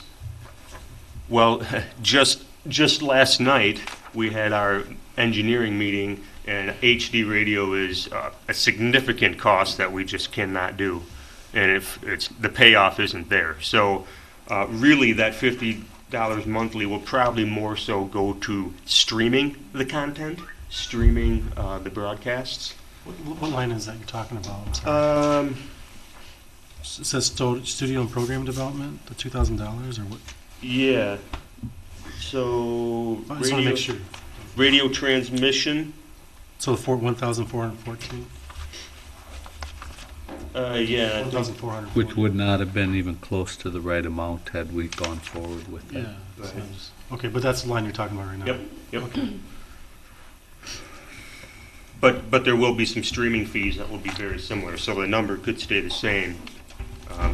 There's also the engineers that we work with, have ideas for us every time we come to the committee meetings, and they will have new things, new equipment that could cost money for licensing fees or monthly fees. So again, that's a little fluid. And I really don't like to keep talking about fluid, but it absolutely is going to be, because we don't even know what equipment we're using yet, and we don't Fluid even. with limitations. Huh? It's fluid with limitations. Yeah. Yes. Exactly. There's a do not exceed number out there Where's that written at? Yeah. in the capital. So again, the music licensing. This is our attorney David Axenford, who is a Washington D.C. FCC attorney. I talked with him briefly. We didn't get all the numbers put together. This is probably a low number for music licensing of $2,000. That would license us for music on the radio broadcasting and also streaming the content. That's a whole different ball game when you actually have digital content. So I could see that going up or going down depending on how much licensing we want. But it'll be extremely critical that whatever license we get for the radio station, we have the same for the television station, so that we can be, broadcasting the radio station on the TV whenever we want, however we want, at the drop of a hat. That'll be, in my opinion, extremely crucial. So whatever license we need to even that out is going to be very important. Studio and program development, number 5. That, again, like it says, creating radio programming, a strong volunteer base, and an overall awareness of new radio station. If I could rename it, I would say marketing efforts. Currently, right, in this budget, we have no real marketing efforts of getting out there to the public. Newsletters, bumper stickers, flyers, whatever. We currently spend no money on in letting all of you know what we're doing or how we're doing it, or wear a t-shirt around so that you can support us. In line with that, I hope you noticed the email Will sent out today with links to show the use of the new HD equipment that he debuted last month. So his YouTube channel has a number of pieces. I highly recommend you look at the last football game, the tournament, and also some of the promos the teachers did. I mean, it's just, for those of you who tried to watch school concerts in the past, one shot would be purple and the next one green and out of focus. It's a real, he's running a real TV station, and I commend the staff, and the skills are improving, and the whole thing's going the right direction. So if you do get a chance, please check that email and those links that Will sent out. Yeah, and I don't think I sent it to you guys. I think I sent it to the committee, to the, Well, we didn't. I did forward it. Oh, you did? Great, Yeah. great. We didn't want the council to really know what we're spending money on, so, but the general public. Alder O'Connor, did I see your hand up? Oh, I was just going to say, I think it just went to the committee. Okay. It looks great, though. Yeah, it's way better. And I have to give my hat off to Justin Janis, I believe is how you say his last name. He's the assistant media coordinator, and he is a bright young man. He has done a lot of technical things when I can't do all the technical things, and he steps in. He does a lot of the engineering, a lot of the technical aspects of the streaming that we're trying to do, and just all the new equipment. He did a lot of the setup, so he was a very bright young man, and he's doing a great job. And that's why I would prefer to give him more hours and try to keep him on, as opposed to having two people and having this two people kind of half there, half not, and not really bought into this whole thing. And he's a Monona resident, or at least he went to high school. So. Questions? Mark? Just so he didn't touch on the revenue part, went from 110 to 128, and they're projecting to probably get 132, so that could be something to play with. But basically how that franchise fees work, basically it's pretty steady now. Each time we seem like we get new development, any condo units or apartment units, basically they get new, when they go in, they're brand new, so they get either cable, some type of cable, and those numbers go up. So if it's just, there's no development, that number stays the same. So you can kind of read a little bit of what's going on a little It bit. might be safe to assume we're having a very good jump next year with traced of 116 units. You would assume that they're going to increase that? Or 144 units, and the waterfront development that was groundbroken today. So that should increase. I mean, that's usually what happens. You'll notice that when there's new development comes in, it will increase. But that's per subscriber, not per residence. Right. Right. If they subscribe to some type of form of. Right. It's that $3 franchise fee you see on the Charter bill or AT&T bill, which I think is important as members to think about. I know we tend to look at this budget and say it's just franchise fees, it's not taxpayer money, but we're all paying it in a way. You know, I mean, you're paying, what, $36 a year, which isn't a ton, but you're paying something. And you add that up to the community, and that's a lot of money. So if I can be blunt, walking in here for 3 months and seeing community media the way it is, I had the feeling, and I got the feeling, based on equipment and everything, that it's somewhat irrelevant to a lot of things, because it's just old and it's hard to get to the menu because you're going 3 channels and boom, there I am. And that's true for all community media, but I'm asking you to start thinking differently about it, because we're going to do a lot of different things. And when we talk about all this money, let's think about how we really want to spend it, because I think it's really important, and it can be, you know, the advertising agency for Monona if we do it right, and we start branching out and diversifying, and not think of it as the blurry channel 3 menus deep on your Charter dial, right? I mean, we can do so much more with it if we start thinking a little outside the box. You can do a brewing channel, right, or a brewing show, especially on the radio station. And We Chad expect to. Chad could do his how-to videos for his carpentry. I mean, we can go nuts with this thing, but we have to kind of reinvent how we're thinking about it. And Perfect segue to when we get onto the marketing, the city marketing budget. You're actually being incorporated in that, so well, there you go. you might not even know it, but. Well, that's good. Yeah. Alder Wood? There's a lot of exciting new capabilities that we're in the process, I guess, of developing. And so I would expect, if we're successful, that in the 2016 budget, we'd be looking, for bigger increases, I assume. I guess what I'm wondering, though, in the rollout in 2015, if the budget that you've asked for, that the committee has proposed, is enough, or if there was one area that you would target that you think would be helpful to have additional money, not unlimited, but what would that be? At one area in this budget to have a little bit more money? Right. Well,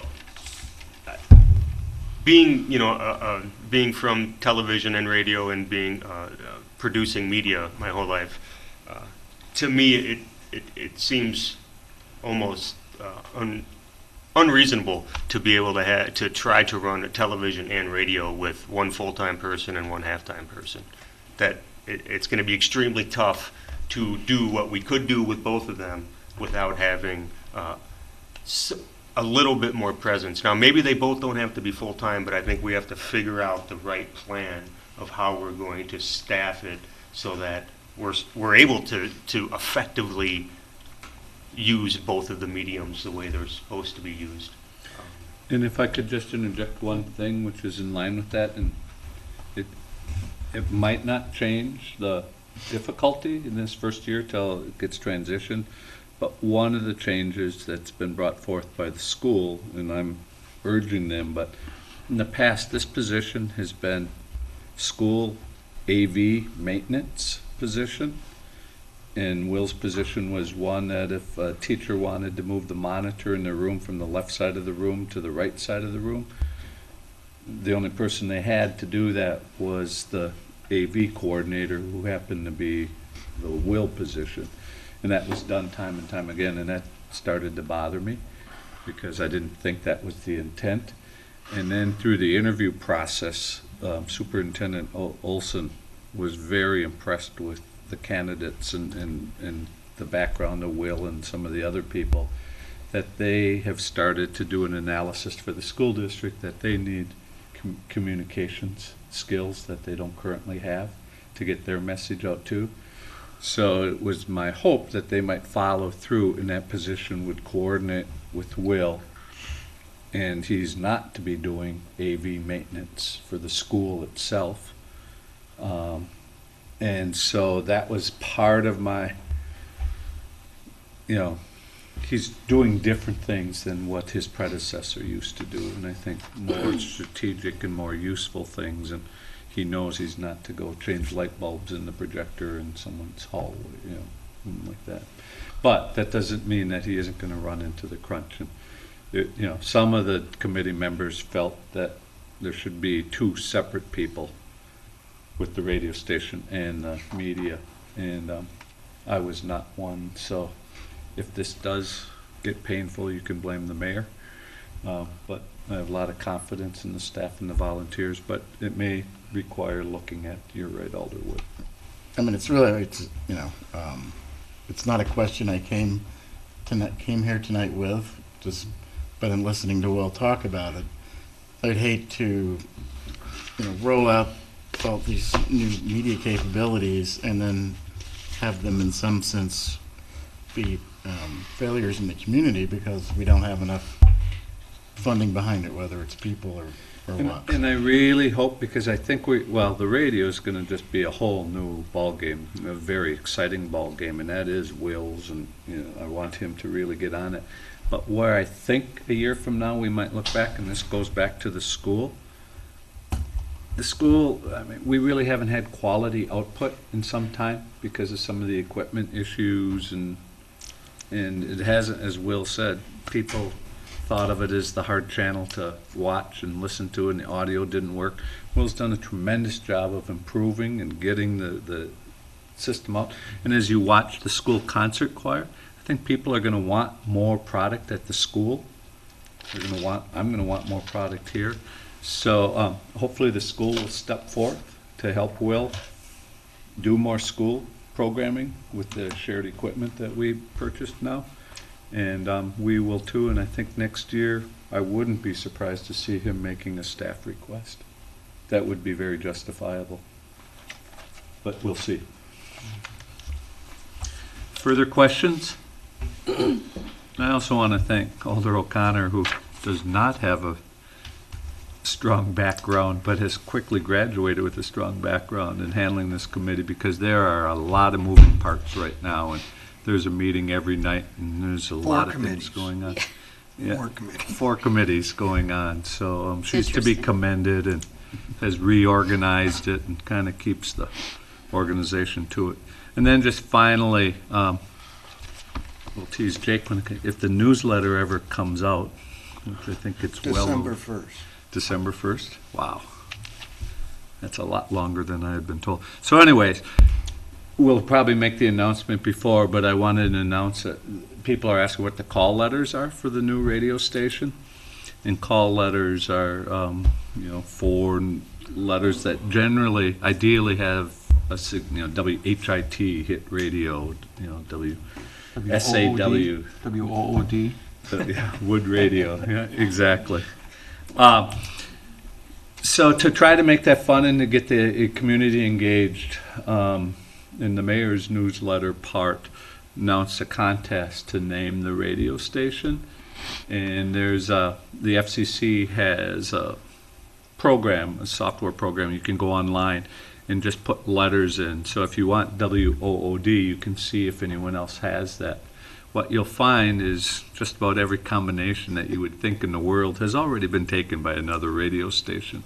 But we have a contest with gift certificates and a prize, and the winner will be able to be the first guest on the radio station to describe his or hers name. So I thought it would be a fun way. So hopefully we'll get that out. So you can start right away. All right. Thanks. Yeah, Scott. Alder O'Connor. I just want to say, Will has done a terrific job. He's really, it's amazing the things that have been accomplished since he started.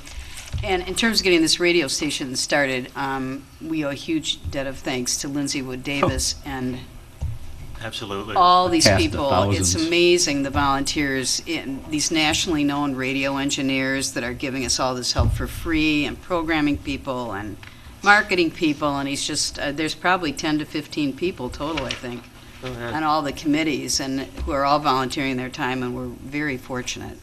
'Cause This it's- radio station would never be created for No. less than $1 million in the private sector, and we're doing it for less than 100,000 and having multi-million-dollar talent created. So we're very Yeah. fortunate. Well, and that's, real quick, that's the beauty of it, because when I go to these symposiums on low-power FM stations, there's actually one, the church right over off Broadway. Monona Oaks, I think it is. I think they have a low-power FM license. Sun Prairie Community Center, Sun Prairie Community Media Center, they have a license. They're building a station.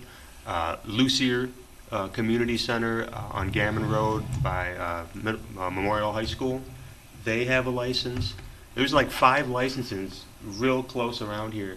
And when I went to these symposiums, they have like $8,000, right? I mean, they're really small amounts of money that they're trying to get it together in the grassroots effort. So we're very lucky in that respect. And they'll fail, probably. I mean, it's just really because it's not a hobbyist thing, and this is going to be as good as any radio station in the city. So, all right, thanks, Will. Yep. Good job. Next. Scott. Page 60 starts fire, and there, before it gets up, it starts talking. Last night, there was a public safety meeting, and they approved a committee budget. So what you see in the actual book is not the committee budget, so I'm going to hand out the committee budget in here.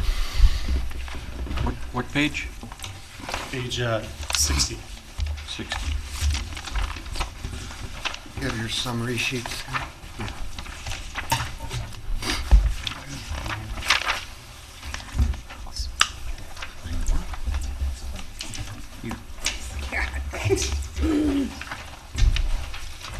Thank you. Thanks, Chief.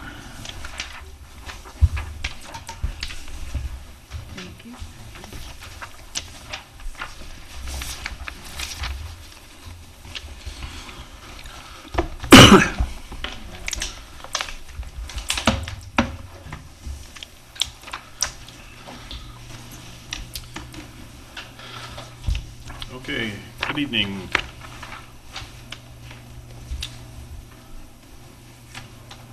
Scott, if you just want to go down your highlight sheet. Okay, wasn't sure. Okay, starting out with the fire, and this is, like Mark had said, this isn't the budget, or the committee's budget. Telephone had a decrease just over past history. Water and sewage, same thing. I looked at our past history, and so that decreased. Firefighter supplies, once again, past usage, just looking over the years, that was an increase. Maintenance and equipment costs went up over, just based on past use. The intern program, I stated that every 3 years it kind of, so the first year for the intern program is the most expensive year, because that's the year that the interns are in the paramedic program. We're moving in, next year will be their second year, so the fire classes and that aren't nearly as expensive, so we've dropped that, decreased that. The hiring process, we removed that, because hopefully we won't be hiring anybody anytime, well, actually, hopefully we will be, but that's a whole different story. Fuels and additives, same thing, based on past usage. And then the big ticket item is the firefighter recruitment and retention. The increase in 34,000. If you go to attachment A, I didn't include attachment B because it's about a 58-page attachment. But attachment A kind of explains, we're looking at doing a stipend that it's $15 per call and $15 per drill. Right now we have 21 members currently, and we have 36 drills for the year. That's $11,340, and we run roughly 400 fire calls a year, and that's hoping to get 5 volunteers responding on each of the calls. That comes out to $30,000, so that's an increase of just under $42,000. So the remainder would be used for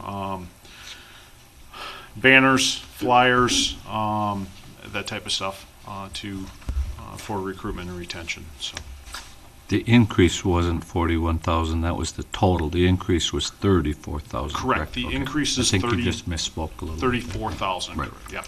So Questions on that specifically? Alderwood. So can you indicate in attachment A, the average stipend now is about $150 a year? correct. Give us an idea of what the average stipend would be with this proposal? It depends on how many drills they make and how many calls they make. And the stipend, the way that we used to do the stipend, it was based on if they made a certain number of drills. If they made between 1 and 16 drills, they got 1 point for each fire call that they made. If they made between 16 and 28, they got 2 points for each fire call. If they made between or over 28 drills, then they would get 3 points for each fire call that they made. So it's kind of difficult to without sitting down and going through each one over again and splitting it out. But on average, they made about $150 for their total stipend for the year. An additional point with this too is that this is not groundbreaking in the area. This is just, from what the chief has explained to me, is just we're finally doing what other communities that still have volunteers have been Attachment doing. B is something that Fitchburg Fire Department put out to a lot of the departments throughout the state. That it's not in this. It was one that was included in. It should be on the packet. It's like 58 pages, so I didn't want to print out each and every one. Kind of goes over the difficulty in figuring out, okay, how does everybody else do it? Nobody does it the same. One of the reasons that I chose this was Blooming Grove uses this model for their stipends. I don't know if you've been following in the news. City of Madison has made a proposal to Blooming Grove to cover fire and EMS for all of Blooming Grove. So Blooming Grove Fire Department would cease to exist as of January 1st of 2015. With that, there's a potential for us to get some of their volunteers. That being said, they're currently getting $15 a call, $15 a drill. So I wanted to kind of bring us up to the similar to what other areas are doing. I know when I left the town of Madison, their stipend program was right around $30,000.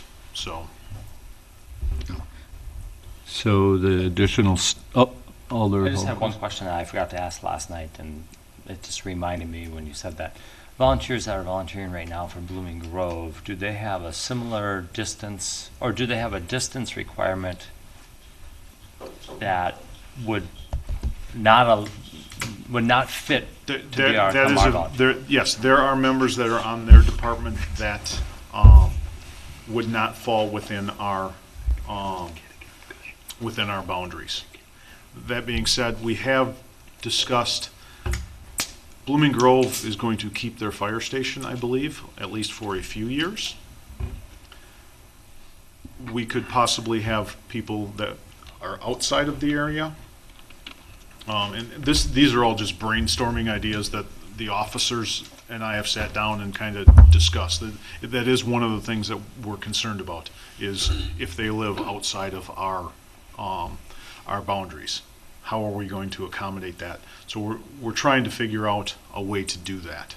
But that's, yes, there are some that may not be able to volunteer for us because of that.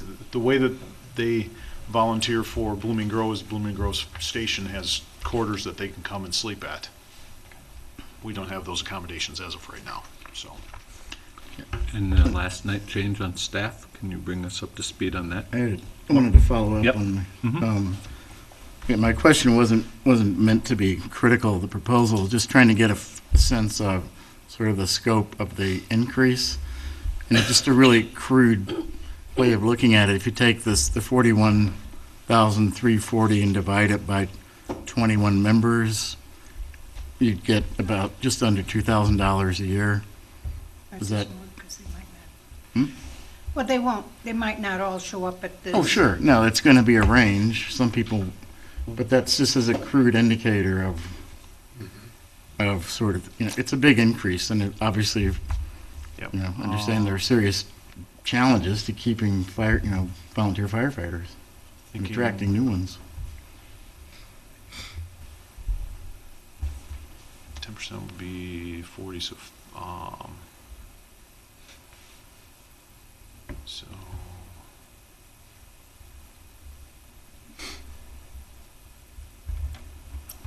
it's without the actual drills, it's about $900. On average, our volunteers are responding to about 15% of the calls. So that's $900. If you take the rough of 400 calls a year, and that's 15% of our calls. My records show that on average, the majority of them are about 15% of our calls. So you're looking at $900. Then on top of that, the 36.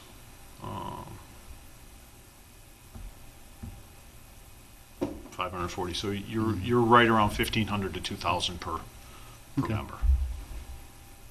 Alder Thomas. Since we're talking about Blooming Grove and what's going on out there, and as a segue into what the committee did last night, can you tell the council that what you believe will be the impact of Blooming Grove closing? Okay.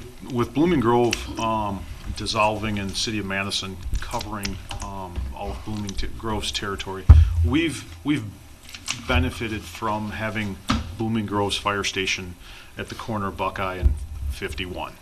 They have a paramedic level ambulance staff there 24/7. When Madison takes it over, that ambulance will no longer be staffed there. The county will essentially be losing one ambulance throughout the whole county. That ambulance is our primary backup ambulance anytime our ambulance is on a call and we have a second call, Blooming Grove is the one that comes in, and the majority of time is the one that comes in. Last year, their ambulance transported 72 times. This year, as of the 1st of September, they had transported, I believe, 62 times. So it has increased from last year to this year. That being said, without that ambulance being there, we're going to need to rely on Madison, either Rescue 5 coming out of the Cottage Grove Road and 51 area, or Badger Road and Park Street. The increased call time, it's going to increase from, average call time now is about 4.8 minutes. I anticipate an increase in their response times for the second calls to respond into our territory. It's no longer, that ambulance is no longer going to be there fairly quickly. So What was the number again, Chief?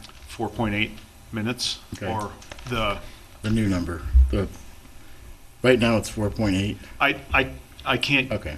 really give you, there's, the variables are, if Rescue 5 is in, or Med 5 is in quarters, it's going to be a little quicker than if Med 6 has to come. If Med 5 and Med 6 are out, we could possibly be getting, or McFarland ambulance, which McFarland ambulance is an intermediate level ambulance. It's not a paramedic level ambulance.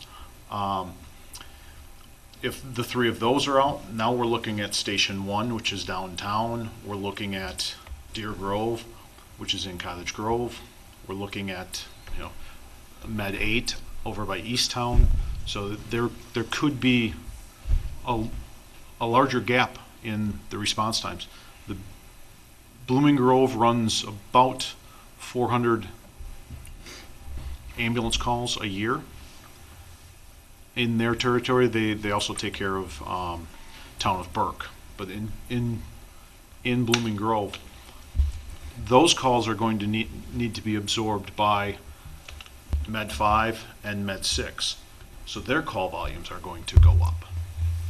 And there is a possibility that we will, with their call volumes going up, our mutual aid may end up going up also. Like I stated at my presentation, we receive mutual aid 10 times more than we give mutual aid currently. Alder Bussey? Before we were paramedic, it's sort of like we just switched. It used to be Blooming Grove was the closest paramedic ambulance, correct? Correct. And we never had one. What was our response time then for a paramedic to come in? Are we just switching it now because we've got that in Monona? The where we difference didn't is, before. prior to going paramedic, when we got a paramedic level call in Monona, they paged out our ambulance and they paged out a paramedic ambulance to respond with us. Mhm. The second calls, so if there's a second patient in Monona, the comm center would determine who is coming in on that based on the level of call. They're not going to page out basic level ambulance and a paramedic level ambulance to respond to a mutual aid call together. Mhm. So once again, it's the variables, whether or not Med 5 was in quarters, whether or not Med 6 was in quarters, Town of Madison was in quarters. So this budget took the most time because the chief had a number of points he wanted to be clear on and questions that he brought up and then questions staff and I brought up. And what came out of that is I've made a commitment shortly after the first of the year of, and again, you'll have to approve it, I guess, but an ad hoc committee to review not just the immediate needs for Monona, but where this is all heading. And so I want to bring together a really good committee, kind of going back to the radio, who are the superstars when it comes to public safety. And that will probably mean bringing people from outside of Monona to sit on this committee. Again, because if we're going to look at this, I want to look at it every shape, manner, and form. And the Shorewood Hills has shut down their fire department. I'm not saying that we're going there, but I want all the discussion to be out there in terms of what is Monona's public safety picture going to look like in 5 and 10 years from now. So that will be being brought forth shortly after the first of the year to start those discussions. Alder Thomas? I want you to extend the conversation because it got extended at the committee last night, and that is, given what's going on with Blooming Grove, how much we're going out during the daytime, what does that do to the fire response? It, because typically our volunteers are working their regular career during the day, we have a limited number of volunteers that can respond during the day. That is going to increase the time it takes on fire calls to extinguish a fire. I had sent out a while back the report on how building materials, how furniture, everything's being built now with a poly-based material. So fires are hotter now. They burn faster, so they get faster, hotter, and expand a lot quicker than they used to. If we're not able to, every minute that we're not there, the fire is doubling in size. And that time zone is actually getting shorter and shorter from every minute to every 45 seconds. It's getting, so by not having, when our ambulance goes out on a call, we don't have anybody staffing the engine, with the exception of myself, if I'm there or if I'm not at a meeting. Same thing when it goes to whether it be pub ed. We schedule pub ed at the station. We schedule it on duty. Some of the stuff that the elderly housing, we do pub ed there also. We do fall prevention. We explain what happens on a fire call. We explain what happens on an emergency medical call. A lot of people in these homes, it's their friends. They're used to seeing when someone goes out on a stretcher, their fear is they're not coming back. And we unfortunately can't tell who it is or what the problem is because of HIPAA. So we try to get in to explain to them why that is. That we're not trying to be rude, that we can't tell you who it is. We just, because of HIPAA, we can't do that. So there's all of that type of stuff that needs to be taken care of. That if we have pub ed scheduled at the station, the ambulance goes out on a call, there's only myself left if I'm not at a meeting or on another call. So our staffing in the past 30 years, we used to have 40 volunteer firefighters and 40 volunteer EMS. We no longer have that. We have 21 volunteer fire personnel, and we've got 2 volunteer EMS personnel. So there's our staffing, even though our career staffing has stayed the same since 1984, our volunteer staffing has shifted, has changed. The requirements to become a firefighter are more stringent. Our community is an older community. We don't have the base, the pool to pull from to attract the volunteers. So as a group of the officers on the department, we're discussing this and trying to figure out how we can also change it, attract more volunteers. I'm hoping that this stipend will help with that. But the volunteers aside, the career members are required to do, we're doing over 950 inspections every year. That's over 2.5 inspections a day. Included with that is pre-plans. We're trying to do pre-plans for all of the buildings throughout the community. The pre-plans would be able to pull up on a laptop. When we pull up, it tells us what hazards we have in the building, where the fire department connection is. We can go as far as, at some of the locations, adding, if we have any disabled people, any special needs areas within the building that we would want to concentrate on. So that type of work is continuously being done.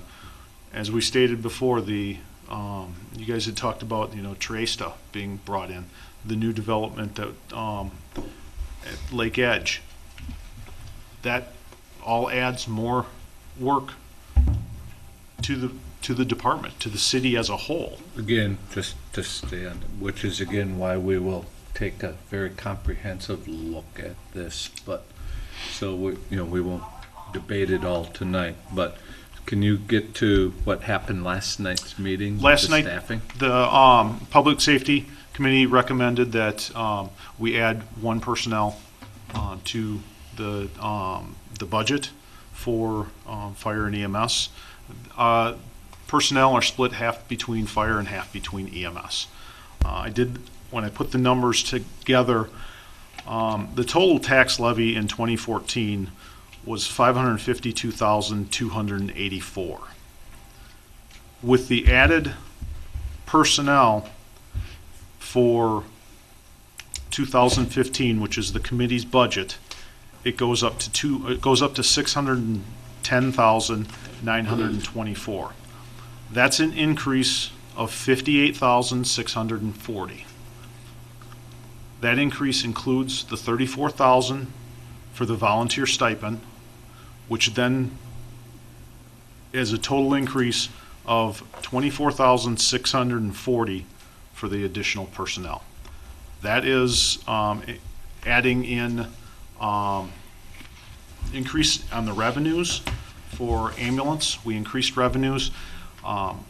We talked about it at Public Safety that we'd like to increase the fees for resident and non-resident ambulance transports, increasing the fees for residents by $100, which brings us up to $625, which is still extremely low compared to every other municipality that provides paramedic level service.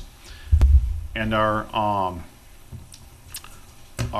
non-resident transport fee would go up to $1,000, which is still less than a lot of the paramedic level ambulances in the county also. And how is that individual, how are you going to use, if the council approves that additional hire, how are you going to use that hire?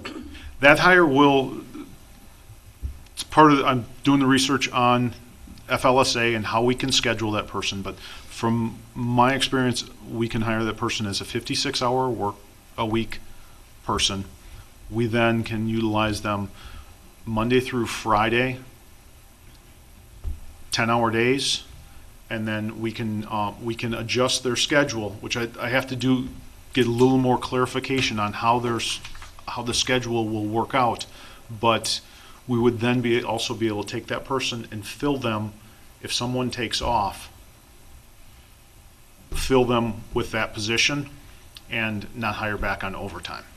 Will this also help us with what you referred to earlier? If both the EMTs are out on a call, you are the fireman, will this person will have another fire? Yes, this person will be on the engine, and it also will allow our current personnel to basically, during the day that day, one of them can hop on the engine as opposed to being on the ambulance all the time. Right now, our career personnel are on the ambulance all the time, unless a fire call comes in first. One splits onto the engine, one splits onto the ambulance. This way, we've got two personnel that will be dedicated to the ambulance and one personnel that will be dedicated to the engine during those hours. They'll rotate through, so it gives them it helps prevent some of the burnout over the years. And the other issue is we've got basically six shifts. It's that we fill with 6 personnel. if we have somebody that gets injured, twists an ankle, hurts a back, now we have 4 people to fill that shift, because the 5th person is working side by side with that person. So we then, those 4 people we're working them, if we can get LTEs to fill some of the shifts, we do, but we have the potential to really burn out our personnel if we have a long-term injury or a long-term illness. Alder Wood and Alder Holmquist. A couple of questions. My understanding is the town of Blooming Grove is going to be dissolved at sometime in the next 2023, 27. 2027. Yes. Town of Madison in 2018. 2022. Okay. Oh, 2022? Yeah. Okay. And do we know what the city of Madison's thinking or what their plans are? I mean, it seems like they must feel that they have excess capacity, or is it a revenue? That's one of the deal, or? the big questions on why Add capacity? They have scheduled for a new station to go at the corner of Femrite and I think Agricultural Lane. It's over there, over kind of by Femrite and Marsh Road, in 2017, I believe. I think this is kind of, this may get the ball rolling quicker on that, if they've got to respond to these other areas. I'm not exactly sure, but I don't know that they've got the excess space to absorb it without adding some. I mean, it's definitely going to increase their call volume. And So again, these are the questions as to why we're going to have this work group, because this is just one of hundreds more questions that come out through the process. We're going to have to vote on the budget before the work group Right. comes to be. So. Right. So the comment I was going to indicate was and the bulk of the calls, almost 50% of the calls, are concentrated within a roughly 8-hour period during the day. So the likelihood of the first call going out and another call coming in is fairly concentrated in a time crunch area. 9 to 6. Yep. Roughly 9 to 6. Yep. And likely the staffing pattern that the chief is looking at is to first cover that within the secondary issue to reduce down the overtime expense with the other issues of volunteer or vacation and other aspects, but just to kind of simplify some of the understanding of it. Alder Thomas and Um, Alder Bussey. That it was last night, given that this came up, we had our meeting last night, it was hard to wrap ourselves around what the cost would be. If you take the increase in ambulance fees, there is some decrease, although difficult to quantify, in overtime or coverage for the other people. But if somehow, Mark, you could get for us, I mean, I'd like to know as best we can figure out, there's a cost for this position, but there's also some additional revenues and there's some reduced expense because of the overtime. Is there a way you can calculate that? Not now, send it to us before we have to vote on I'll this. talk to Scott, 'cause I don't know where the increased revenues would be too much with maybe additional calls, but, Ambulance fees. No, we're increasing the fees. well, that's already included in the budget that's already. that's included in. Yep. He's already included, so we're, I understand. yeah.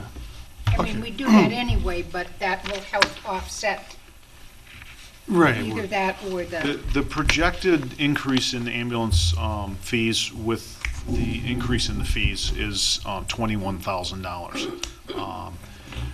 I talked with our billing company on that and presented 2 scenarios. The first scenario is $100 increase for residents, $100 increase for non-residents, and $100 increase for residents and $200 increase for non-residents. They recommended the second one. And because we have such a large Medicare population that we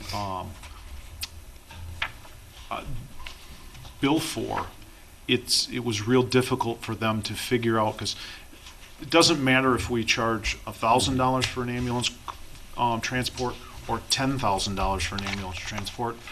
If they're covered under Medicare, we're only getting $400, whatever the current Medicare rate is. So, and then we can only bill back 20%. It's basically like a not a down payment. What am I thinking? Deductible. Deductible. Yes. That we can bill back to the customer with Medicare. Medicaid, we can't bill anything back to a Medicaid patient. So it doesn't matter if we're charging $10,000, we're only getting $400 on a Medicaid patient. A Medicare patient, we're only getting a slight increase for basically the deductible. And the committee was completely in favor of The higher. the ad hoc committee to look at the multitudes of variables here, to really do some analysis on all these different pieces and many moving parts, so they appreciate it. Thank you. Alder Bussey? So, is it 2015 or 2018 that Blooming Grove is going to be out of the ambulance business? January 1st of 2015 is projected. Their ambulance shuts down then? It's not guaranteed as of right now. When will they know? There are stipulations. The Blooming Grove Town Board voted 3-0 to accept Madison's offer. Mm-hmm. They did make some requirements that need to be met prior to the proposal being completely accepted and it going into effect January 1st. But from what I've heard on the news, those requirements are being taken care of. So from Madison. The interns, are they involved in helping to respond to calls? Our interns? Yes. Yes, they are. Okay. Yes, they are. So is it, because my memory was that when we went to the paramedic and we wanted to run with 2 ambulances, we were going to use the interns to help the coverage. So is that a program that needs to be expanded? The end of the intern program expanded. Mm-hmm. It would be very nice to expand the intern program. Mm-hmm. We have no place to house any expanded interns. Mm-hmm. That's where we fall into a predicament, because it's the same thing with the volunteers. We would be able to pull in volunteers from outside of our area if we had a place to house them. And that's basically how Blooming Grove does. They bring them in, they'll respond, and you do get into a paid on premises as opposed to a paid on call, as opposed to a stipend, and those are all different formulas that departments utilize on how they do it. We've kind of talked about what the benefits and pros and cons are for each of them, and our biggest hurdle right now for bringing more volunteers in is we have no place to house them. So what happens to the Blooming Grove Fire Department? Should we look at subletting it?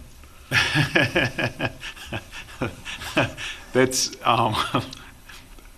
that has been brought up also, and because I don't know what their plans are, if they're going to sell it. I know that I have been eyeing, if it does go through, they have the plyo vent system in their station that we budgeted for. That I would be looking at possibly purchasing, talking to the manufacturer at least to see if it's possible. I just have a question. This is the first time I've heard about an extra employee. It was after the meeting last night. Where that came from, and secondly, there was originally a request by you for 3 additional employees. Mm-hmm. did that go to committee? And how did we get from 3 to 1 without me knowing about it?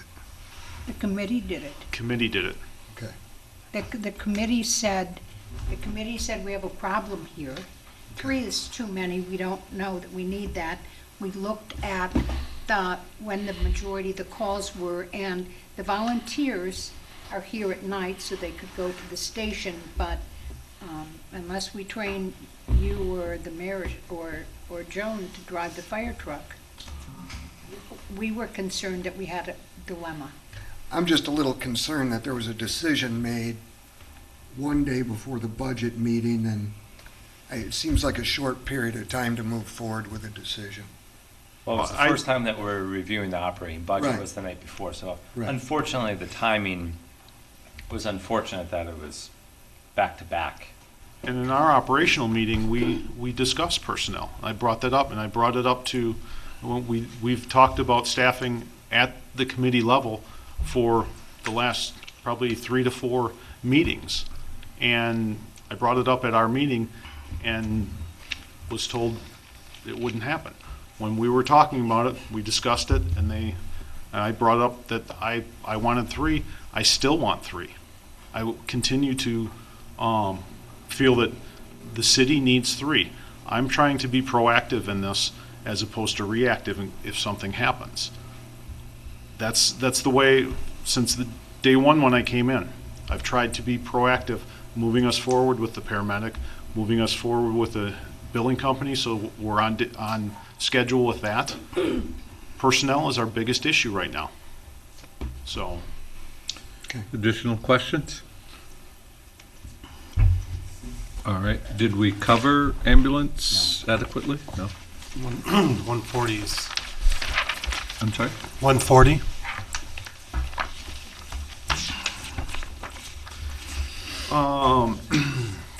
So the highlights for the ambulance are professional development has decreased by 4,000.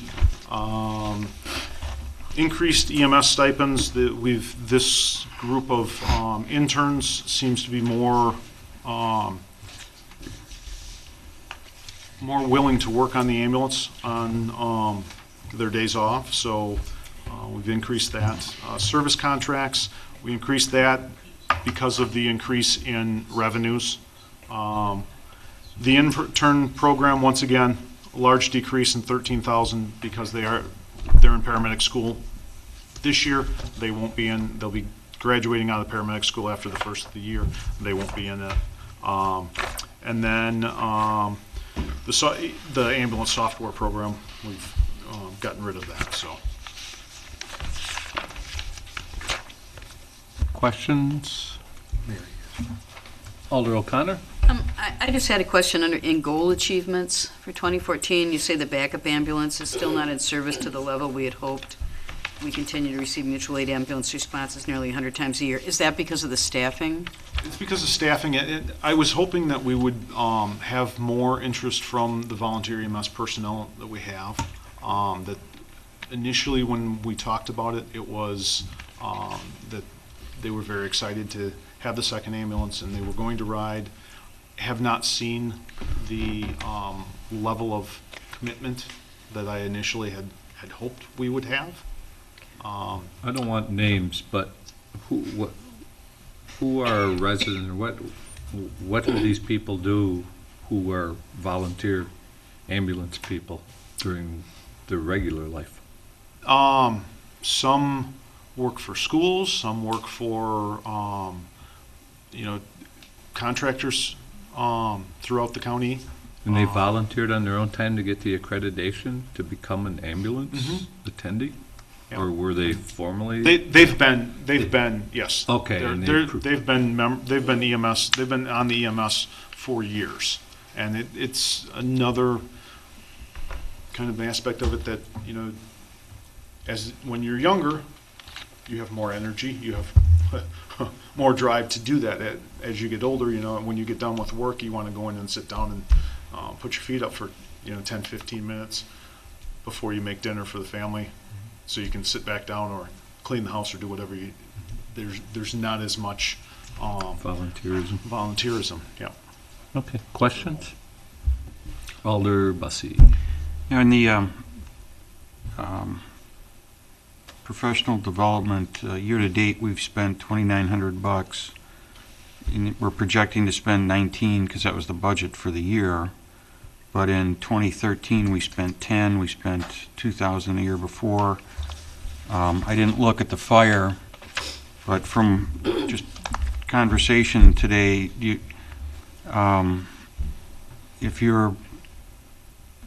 if this added staff member, where's the money come from? Our professional development, overtime,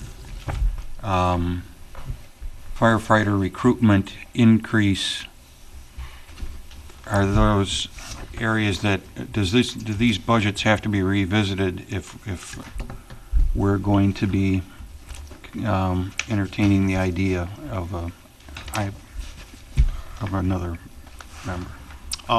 And look at a lot of these lines, because you say it's down $4,000, but compared to 2013, you've increased the 2015 budget by $5,000. So, and we haven't spent the money this year yet. And I don't know if it's the committee or the chief or the city administrator, but but I think this needs some more work. Decreased professional development by 4,000. You've spent 2,000 so far, Well, chief. and I just sent Joan and Pat invoices for over between 6,000 and 7,000. Here's my, historically, in 11, 3,600, 2,400, 10 grand in 13. We increased it. I love professional development. What I'm saying is if we're going to try to shoehorn in an extra position here, where's the money come from? Well, And I don't want to arm wrestle with you today, but just take a look at it and come back with the professional development. We've got plans throughout the rest of the year to utilize that. So that will. So it's booked already for this yes, year. Got it. It just has not been used. But historically, we haven't spent that amount, and do we need to? You know, there's a difference between need and want, and even with the extra firefighter, there's a difference between need and want. And the difference now is we went to paramedic, and so we're now at the paramedic level, and that's why we've increased it as high as we did, and we will continue to utilize that. And like I said, this year I don't think we'll use it the full 19. That's why I dropped it for next year. Additional questions? All right. Thanks, Chief.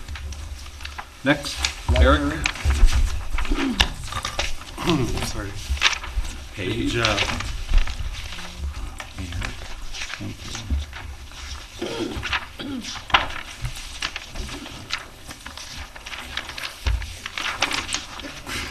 I'm sorry, Mark, page what? He hasn't said it yet. 109. Oh, sorry.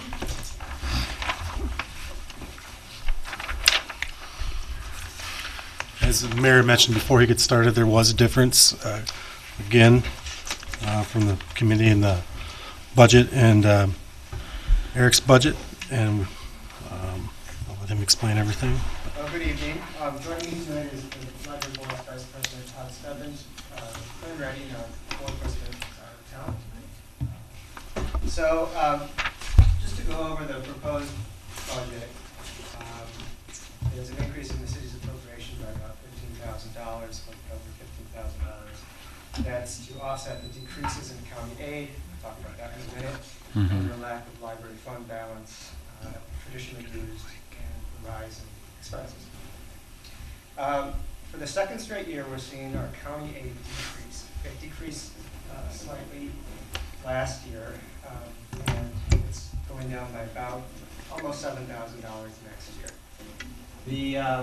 This is going to be a trend that we're going to be having to live with probably for the foreseeable future.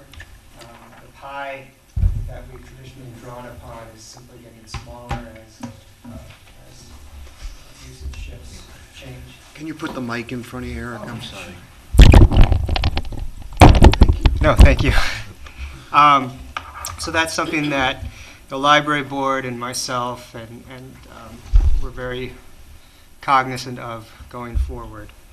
In terms of expenses, professional development goes up $1,500. We're actually overspending our line item this year by about that much, and that's where we've traditionally had it. And I think professional development for only $4,000 is a very good use of the money that we have. Gas and electric up to reflect the 10% increase. Internet, right now, I know we've talked a lot about Muffin. The library uses 2 networks. I won't go into great details tonight. We're on the city's network, and so when the city goes to Muffin, or not, we would utilize that. But we also have the opportunity to utilize Muffin with the South Central Library System at an additional cost. I don't know exactly what that additional cost would be. We have this kind of jury-rig system with South Central to create a virtual private network that actually costs us less money now than when we used to pay charter for less bandwidth. So it's a pretty good deal, and I'm going to take it while I can get it. But eventually, whether it's sometime in late 2015 or 2016, we'll be paying the money probably to go up to a Muffin-based system. Office supplies, janitorial supplies going up. Office supplies going down. Service contracts going up slightly. And then materials. Materials are in kind of a strange place right now. As we've talked about when I gave my presentation this spring, circulation is down, and it's down in every library. And circulation of printed materials is down.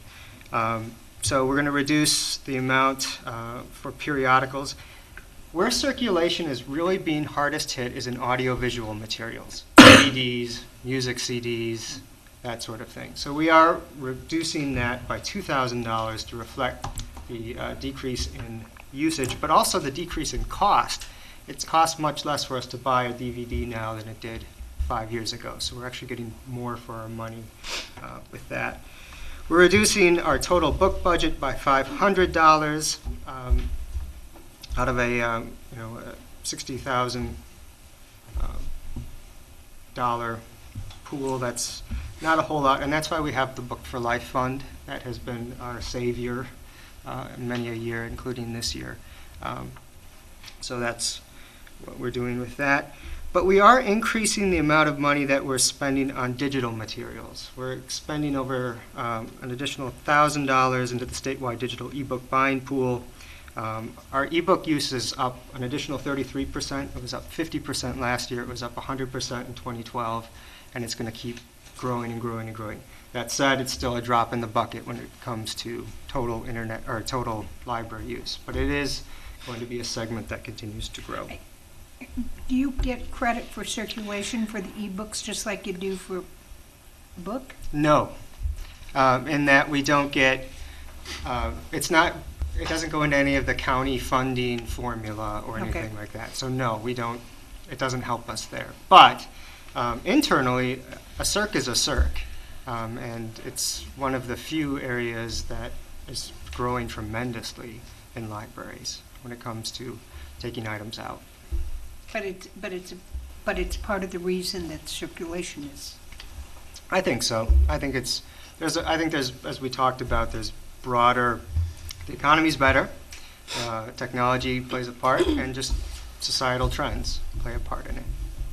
So those are really the proposed budget is a pretty tight budget. It keeps the status quo. We're doing a really good job, I think. We raised over $14,000 for the Friends of the Library this year. We finished our entryway, and I think we've been pretty proactive in preparing for the future. So we have I want to put in front of you 2 kind of icebergs that we're really considering going forward. There's the county funding piece, and that's going to, we think, it's down $8,000, or excuse me, $7,000 in 2015. I'm anticipating, and don't write this down, but double that of a decrease in 2016 based on our falling circulation and just the general county pie essentially shrinking. So I'm anticipating a pretty big hit in 2016. So it's just something that we have to be, that we're thinking about already, and we have some time to think about how we want to address that. And then the second iceberg that is going to happen is also going to be hitting us in 2016, and that is the new library on Cottage Grove Road. The Penny Branch, which is currently next to Walgreens, is going to be moving down to the Royster Corners development. It's going to be 20,000 square feet. It's going to share space with, officially is what is called an anchor tenant, unofficially Willie Street, I think. Willie Street. And the co-op, and that's gonna hurt. That's gonna hurt.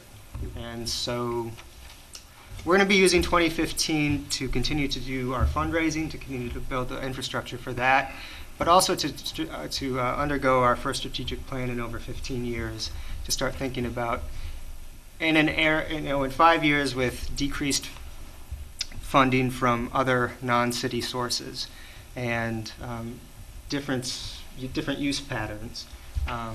Where does this library want to go? How do we want to staff ourselves? What services are crucial to Monona, and how do we fulfill those mission needs? So we're starting to talk about that. The one area that I feel strongly about, and the library board feels strongly about, that is an area to grow, is children's services. Children's services have traditionally been the bedrock of public libraries. And I invite you to kind of take a mental tour of this library in 2020. You go upstairs, you turn right, you go into the children's room, and I don't think it's going to look too much different than it is now, even if everyone has iPads the size of this table under their arms. People are still going to want to go to story times. People are still going to want to look at the fish and play with the train tables, and we're getting a new kitchen set and go to bilingual story times. And on a rainy Saturday, it's a place to go. I'm a dad, I know, I see it. The rest of the library, it's anybody's guess, and if I knew, I would be not at this table, I'd be making a lot more money in Silicon Valley or something like that.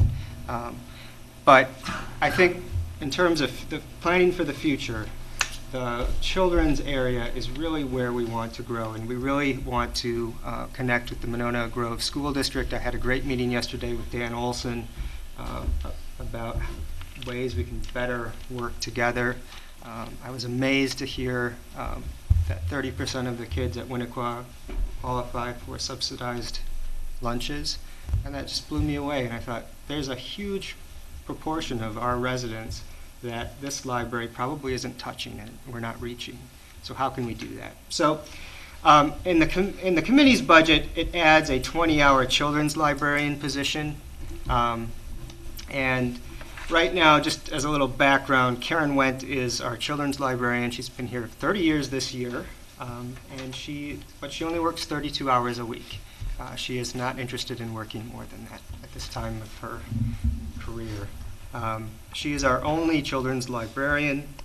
Other libraries our size have at least one full-time 40-hour person, if not more. And the bang that you get for your buck with Karen is amazing. Anecdotally, there are so many people from neighboring communities who first come to this library because of Karen and her programming. That said, we do less children's programming than we have done in previous years, just because Karen's tired. And it's an area that I think we can continue to invest in and really grow going forward. And Todd, I think if you just want to give a little background as to what the board is thinking with this. Yes, be happy to. Thank you, Eric. Let me start by saying how much the library board appreciates the commitment that the council has given the public library. Thank you for that. It's a wonderful facility and a great resource, and your support is essential. So thank you for that. Eric has provided the board with a vision of a growth area for our library, and the focus of that is on children's and teen programming, so that getting them in when they're young. This is a convincing argument to us, and we think that a permanent part-time children's librarian will add to programming and supplement the great work that Karen Wynn does. We're looking at a few things, a few reasons we believe that. One is flexibility on scheduling for programming, so evenings and weekends would be more of an opportunity for us with someone additional to do that, to learn with Karen and then to launch some programming in that area. Outreach, Eric's write-up talks a little bit about outreach, external, in the larger community.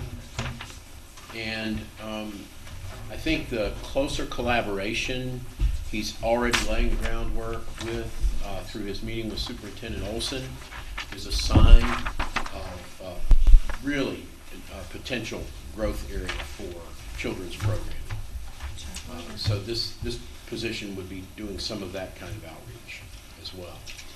The board heard this idea first from Eric, as I recall, but I think more and more we're going to try to push for a real commitment in this arena, and that is the opportunity to bring in someone who's bilingual, who can reach more of the population of our community.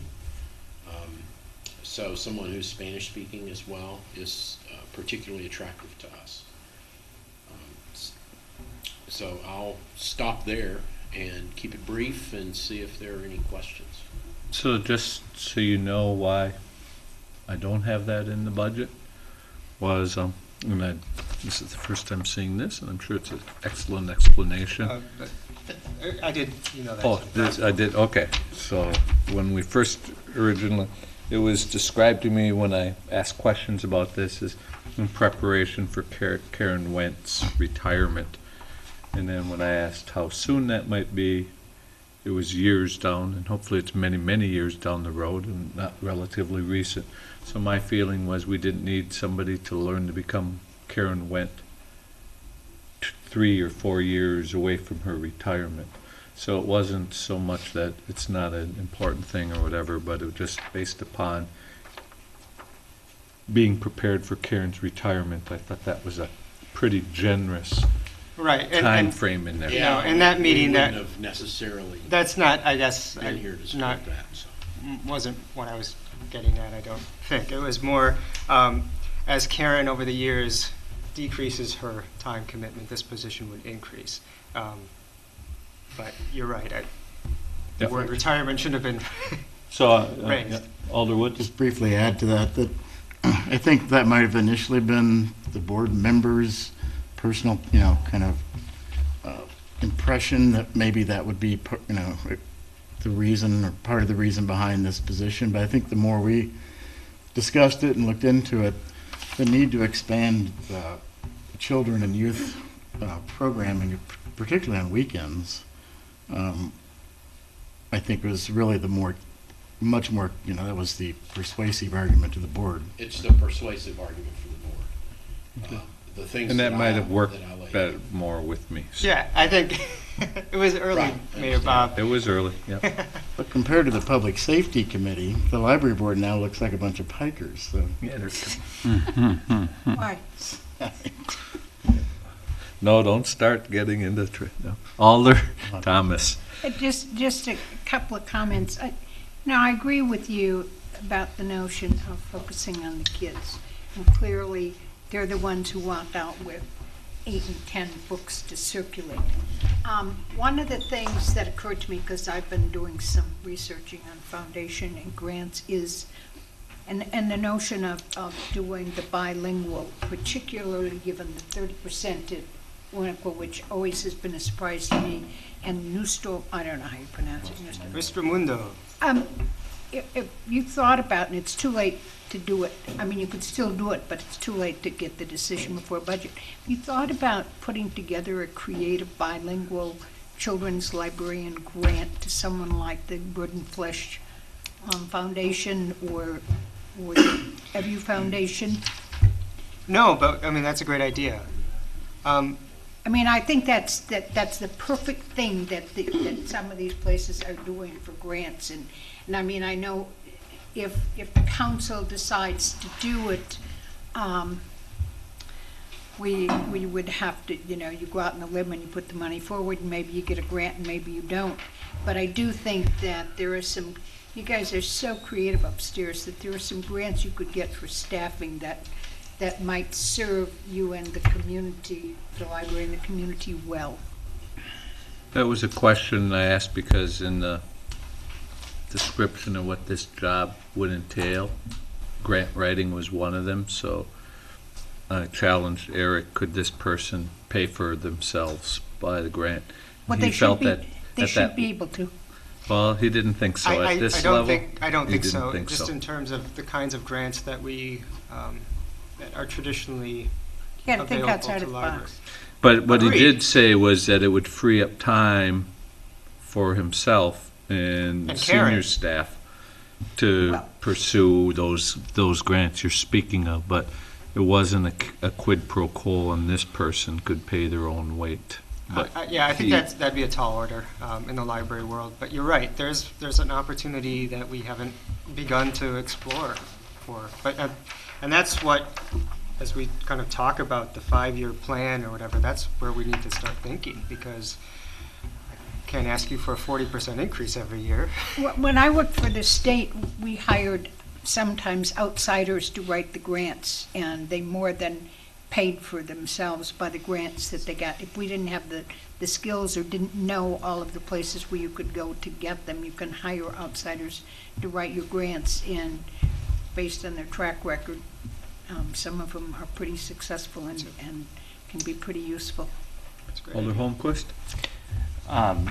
Given your presentation about talking about the shifting of programming and the vision that you talked about of programming for the children and teen section being an area of growth and the other areas being less known, but we know by the data that you shared there is a downward shift in general circulation for the other areas. I think it's a fair question to ask of why we wouldn't shift resources that are right now allocated in those areas and reallocate them into this area. So I think I don't want to question now because I want it to be thought through longer than a kind of just a response. But I would need some additional information to help me understand, given all the information that you presented about a decrease in all these areas, of why we wouldn't just take resources from that hand and put it in this hand. Right. Okay. And not about this budget, but that's also why we would need to do a strategic plan for the first time in 15 years. Because in a time of very finite resources, and we're surrounded by this behemoth in Madison, what can and should we be providing? And that's the kind of conversation that we need to have. I don't know. Well, it's like some of our other unique partnerships that we have with, like our community media employee who has a joint salary with the school for portion of when you kind of talked about a meeting with the superintendent and kind of the partnerships between different places that could also be explored. Just Further questions, Alder O'Connor? This is just a mundane question, not related to personnel, but We like those. where exactly is the ebook? Is that under book lease program? 18? Yes. Well, I don't understand because you said you were adding 1,066, but last year the So- budget was 6,000 and Right, so last here it's year what we did is 3,000? we lumped together our databases and our ebooks. Oh, okay. And this year we separated them. Okay. But I was confused doing it as well. Additional questions? All right, thank you, Todd, thank you, Eric. And thank you for your consideration. Thank you. Next. Chief. Now, our squad cars and operating or capital? Just maintenance. Shouldn't need maintenance with all those new cars. All those cars, who needs maintenance? Page 52.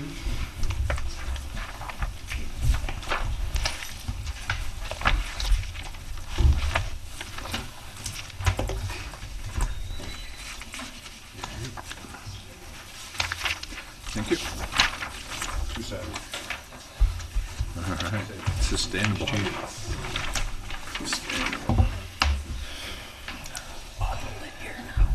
Thanks, sir.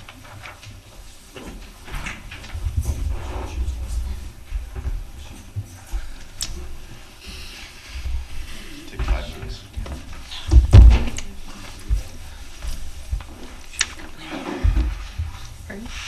Complain to Eric. Oh, yeah.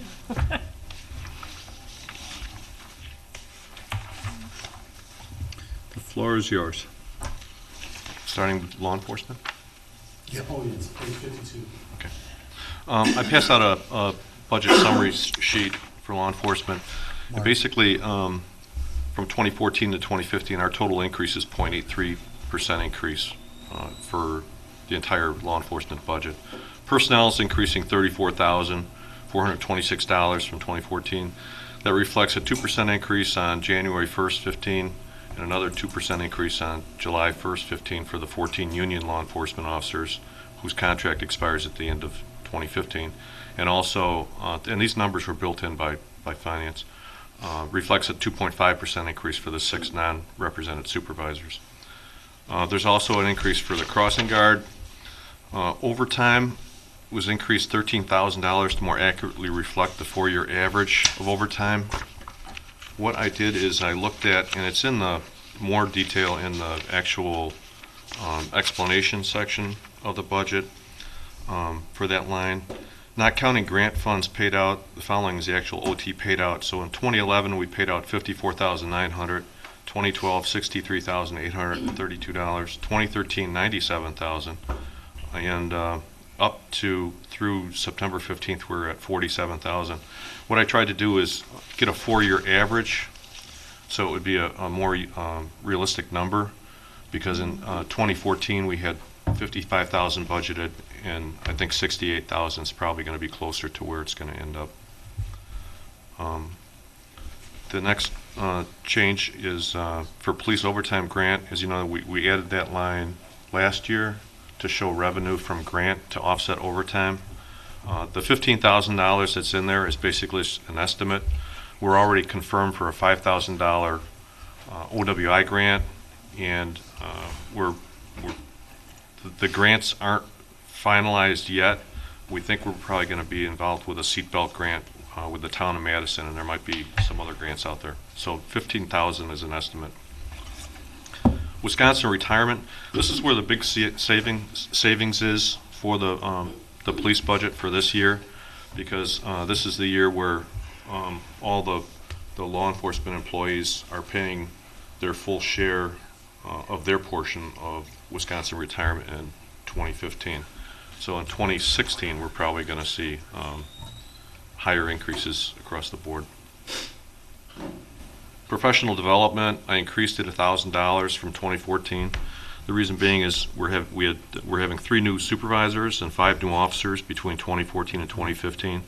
Particularly for the officers, they have to have basic requirements such as radar, LIDAR, which is laser training. They have to be certified going through intoximeter training, and also our supervisors would be going to some supervision classes. We try to take advantage of CIVMIC as much as we can, but some of the classes are more specialized. The next line that's new is the fitness incentive program. That was in the past, and this year it was under the professional development line. And just to break that out, we created a new line for $2,000. Just to talk about that a little bit, as you know, we started doing that in 2013 because we wanted to require our officers to pass a fitness test when they were hired. In order to do that, we started a fitness incentive program, and we were able to get some of our officers to actually pass that test and reward them with a monetary reward. The uniform allowance was increased $2,000. It costs about $3,000 to outfit a new police officer. So I'm estimating there's 2 officers possibly in 2015 And then we have 4 officers that need new bulletproof vests, and those go for about $750 a piece. And the last line that changed from 2014 was police supplies. Increased that $2,500 due to the increase in ammunition costs and availability. It's really hard to get ammo. In the past, we've shot 4 times a year. I think now we're averaging probably 3 times a year. A lot of the newer officers, they need to shoot more just because they haven't shot before. Some of them have never shot rifles or shotguns, and it just costs more money to do those things. Every time you shoot a taser cartridge for training, I believe each cartridge is about $21. So those are the changes to the law enforcement budget. If there's any questions. Questions? You look like you're, go ahead, you can ask it. Was there information about I'm not sure if you had the information about the incentive program based on folks' sick leave? Yeah, I had, Kurt, you want to come up here? We did some comparisons for the police officers that Sergeant Weigel is the new Lieutenant Fenton, and if you're not doing anything tomorrow at 9:00 a.m., he's going to be sworn in as a lieutenant in the large conference room. Cool. But it's effective November 1st, so we're working him now as a sergeant. But Kirk ran some numbers for sick leave. What specifically was your question? To look if there was a substantial difference between individuals who passed the fitness incentive and their sick leave compared to individuals that did not or did not partake. I ran the numbers for the top 5 highest users, and then the officers who passed the fitness test in 2013 and 2014. In 2013, the department average was 3.5 sick days. The worst 5, the average was 7.2, and the 5 that passed the fitness test was 1.6 for the average days. 2014, the department average was 3.4 days. The worst 5 was 6.8 days, and the 6 officers that passed the fitness test, the average was 1.9 days. Each 8-hour shift of sick leave costs the city $378.96 for overtime costs. I think that answered your question. Just over $2,000. Amazing. All right. Thank you for preparing it. It's helpful data to know. So is fitness now mandatory? We just wanted to let the numbers speak. All right. Pat should never be sick. Never seen 2 days in 7 months. See? What was wrong with you those 2 days, damn it? Golfing. Okay, next. Weekends, Pat.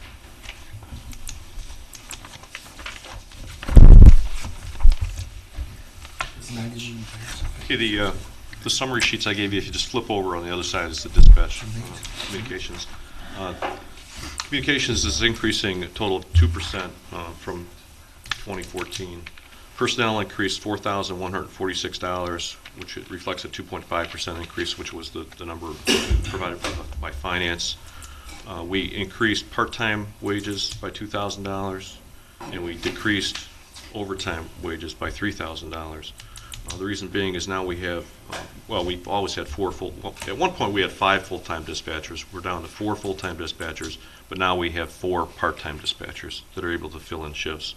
And when those part-time dispatchers are not available, a lot of times Lieutenant Duman actually works those shifts too.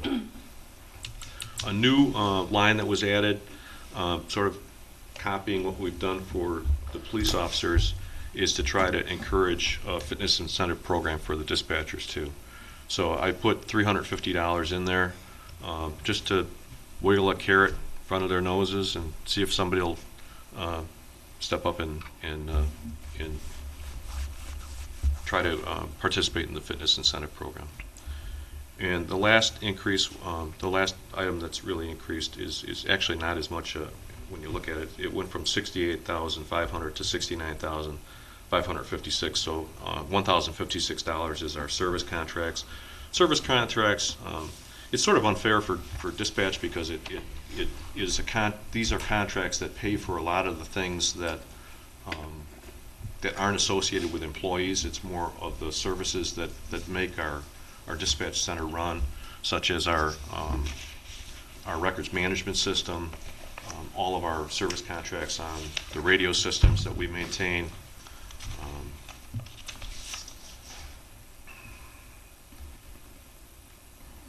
It's interesting that the Madison 800 radio system that we've been using ever since I've been here for the last 10 years has been totally static. It's right around $4,000 a year. No jumps in that. And what's nice about that is we don't have to maintain it too. That's right. The Danecom expenses were actually in here too, and because of all the issues they've had with Danecom, that fee actually went down for 2015 from what they had originally expected it to be. Questions, Pat? Just a couple notes on the fitness incentive program. I don't know if the council's aware or not, but through our health care provider, every individual that has a health care membership receives a $200 reimbursement on an annual basis if you just prove you paid your health care fees.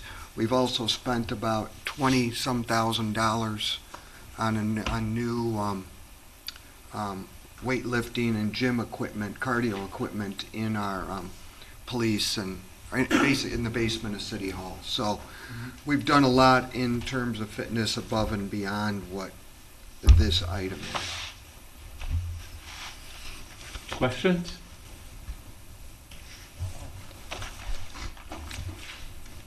Anyone want to talk about squad cars?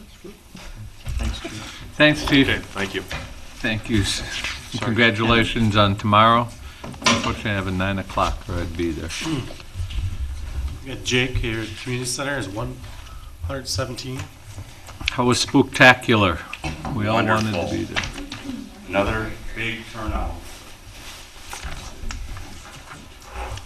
117. Park. No parking. Tent's not big enough. Were you in costume? Do you have one for me, Jake? Jake, you doesn't Oh, That's all right. By the way, we're still Just the ahead of important schedule. people. That was probably done on Just the purpose. important people. I was just gonna say any questions. Oh, you want to? Call it a pack. Okay. Huh? Here, next year. You want one?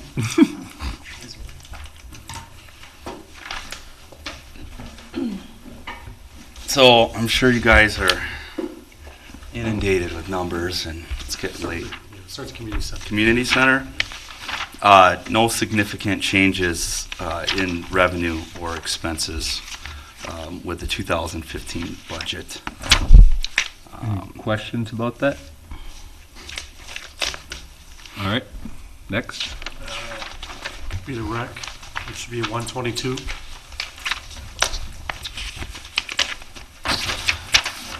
That's on the back of your sheets that he handed out. On the summary notes, yeah. Let me get to it here. 122. 122, I'm sorry.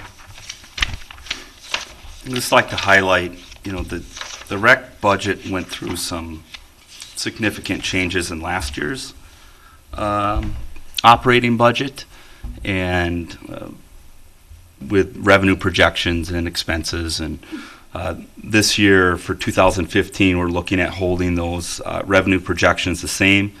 Major difference is just increasing our special event revenue based on what our actuals are for this year. And extremely proud of what we're able to offer through the rec budget and through our special events and the staff that we have in place and the volunteers and the sponsors that we get. It's significant for a community this size for what our varied offerings are and what they entail. And I would say we're at our limit as far as what we can do. And I think that's a a good place to be where we can try to manage what we have and improve on those existing programs and services. Jake, obviously I supported this increase, but tonight Eric Plum shared something I was not aware of, that Winnequa School has 30% of its student base is on the free lunch program. They qualify. Mhm. So those are obviously primarily Monona residents. Are we looking, or do we make available, and perhaps you do it through your your friends of group, or is there any assistance for those families and children who want to participate, and maybe these increases start to really hit home? We do have a 50% scholarship program, so 50% of the fee is reduced for those families. Do we have participants in that? We do. It's not a lot. I mean, even a 50% reduction in the fee for youth basketball, which is $62, it's, you know, and you have multiple kids, it's still expensive. But, you know, those are, you know, this is the criteria that we play with to try to balance a budget, is that it's a revenue-based, you know, expense-based, you know, program. And so we. I don't want to go off track on this, but I guess I look to Brian because I think you were instrumental in helping, or you work on this, on the Friends of group. Where are the monies used for the Friends of the Parks and Recs department? The start of that group, although I think the partnership is a strong partnership, it is a very difficult thing. As you have heard thematically through many of these presentations tonight, volunteerism is a challenging item. Mm-hmm. And I think there's a piece of that dovetails with some of the events that are run through the Parks and Rec programs to have a balancing hand to help with boots on the ground for the days of, which is very challenging if you've come to some of the special events. So one piece is to really look at trying to shore that up, despite it's usually the same people that show up to the majority of things. The second part of that is looking at, looking at the potential fundraising end of that can help supplement not only potential capital projects to be a partner, but also to look at the possibility of offsetting some costs for that. Similar to what the Friends of the Senior Center have done with some of their coverage of some of the costs for programming to reduce down some of those costs. I would kind of anticipate that would be one area to look at, but primarily there was the big chunk of looking at how to support the capital improvements, as well as provide a group that can help balance some of these other things that department gets tapped in. And I guess going back to the original question, if you would consider, but I think this is a very giving community and supportive of some things, and I would really hate when we have it's like the library and the Recs department, when we've got these jewels in the community that some kids can't participate because of cost, and there's some of us who might be willing to help with that, and I'd rather have that be run through a Friends of, perhaps, than through city. So that was very revealing to me tonight, the 30%. And to speak to that, I think having an outside partner be the one that can help offset that from a city budgetary side, I think it's more appropriate. It's easier for a department head to accurately reflect their revenues and their expenses when that coverage is coming from an alternative group. Exactly. So I agree with my that. point exactly. And to your point, Mayor, it is a long-term goal of mine to establish a program that would be wide sweeping, low to no cost, after school, physical activity based. We got to work with logistics with the school, but right now, school gets out at 2:44 or something like that. It's pretty early, and they do have an after-school program, but it's academics based. It's not really fitness, activity. And what we see is we have kids coming over to the community center for youth dance or, we have a drama program, and these kids are just wound up because they do not get very much recess time or physical education time. And so, it is a goal of mine to be able to do that. We don't have the facilities on city campus to necessarily maintain that year round. So it would have to be, working with the school district to use that space and, potentially a joint support program. Alder O'Connor? I was just curious. I don't know that much about the Friends group. Are there actual members or many, or what kind of numbers? Questions. That is a good point, and part of the way the 501c3 organization was set up was to not have it be a membership requirement, because then you get into some subtlety issues when it comes to voting for bylaw issues. So similar to some of the other groups, although they indicate their memberships, they are actually donated memberships because of the voting right issue.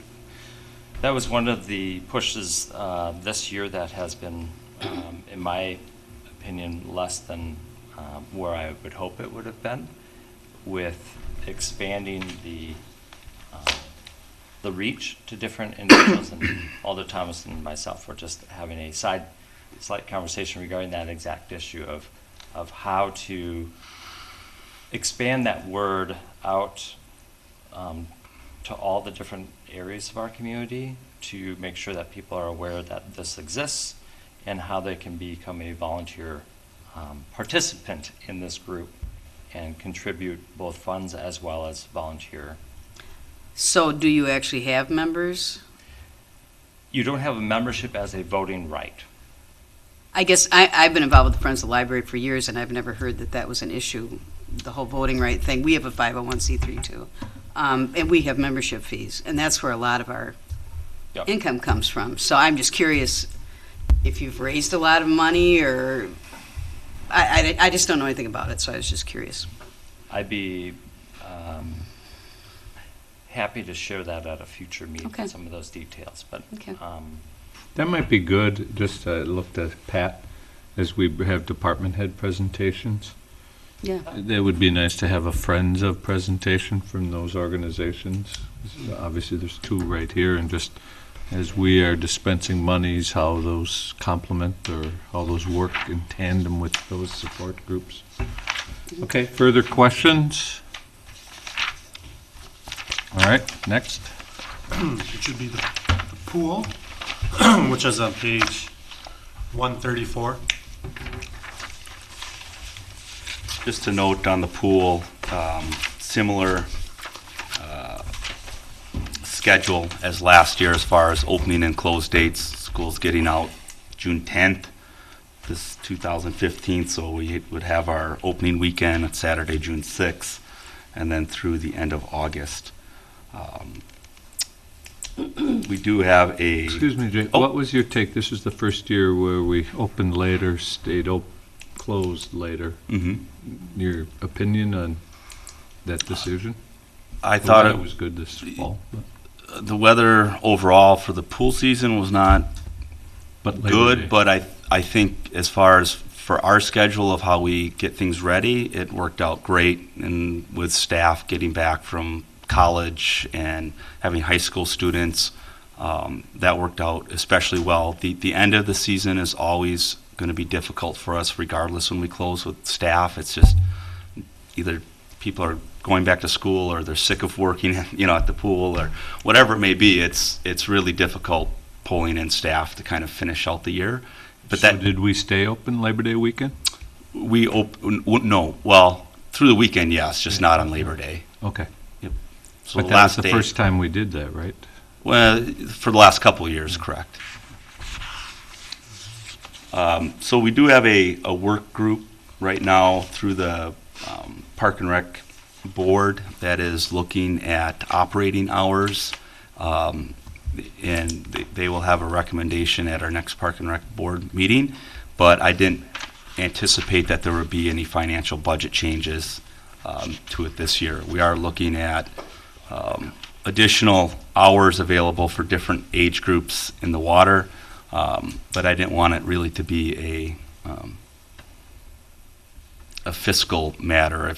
I'm not anticipating any huge swing revenue or expense one way or the other, but we did a community survey and looking at ways that we can make the pool more available to varied groups at different hours. And so we have a lot of people from the variety of user groups that use the pool on that work committee, and it'll come to the Park and Rec Board for a recommendation to this board. The other thing with the pool is we did decrease our season pass sales based on our 2013 and 2014 actuals. We are proposing a reduction in the cost of the family season pass. We have a 10-visit punch pass available that we've instituted, and if you do the math, it's probably more economical if you are a casual pool goer to just purchase pay-as-you-go type of deal than to buying the season pass. And if you have family members that maybe the husband will never come or the wife will never come and the two kids come a lot, it may work out better that way.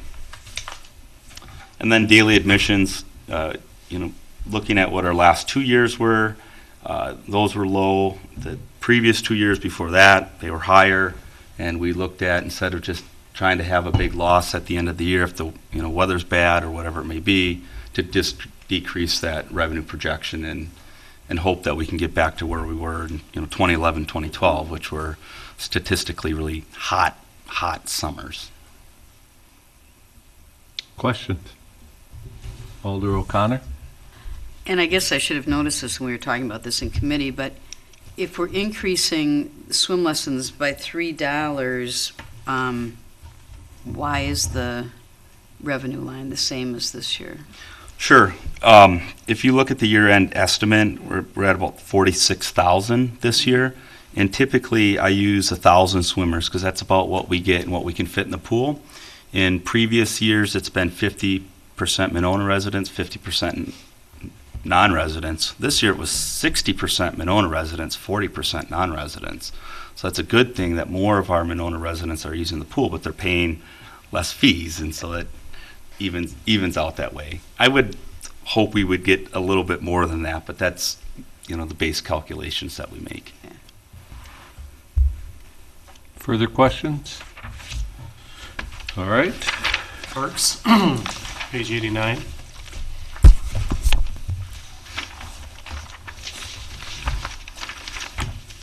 And I'm assuming, Mark, you discussed it a little bit in conjunction with the Public Works budgets as far as the allocation of salaries. Okay, so I don't have... He has a breakout sheet for us. Okay.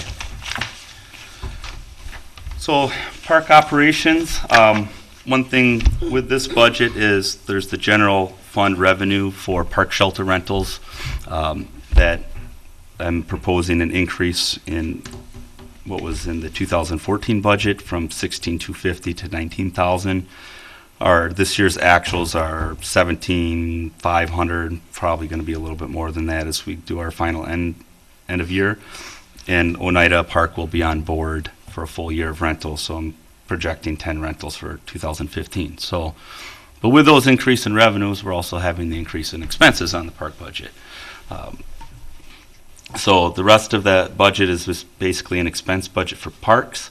We did propose an increase for part-time wages to have extra help in the spring and fall seasons when we're looking at mowing and shutdown of the park shelters. It's really more mowing assistance. We really get in a tough spot in April when the grass is growing really strong, and our Public Works Department is busy with their projects and having one full-time staff.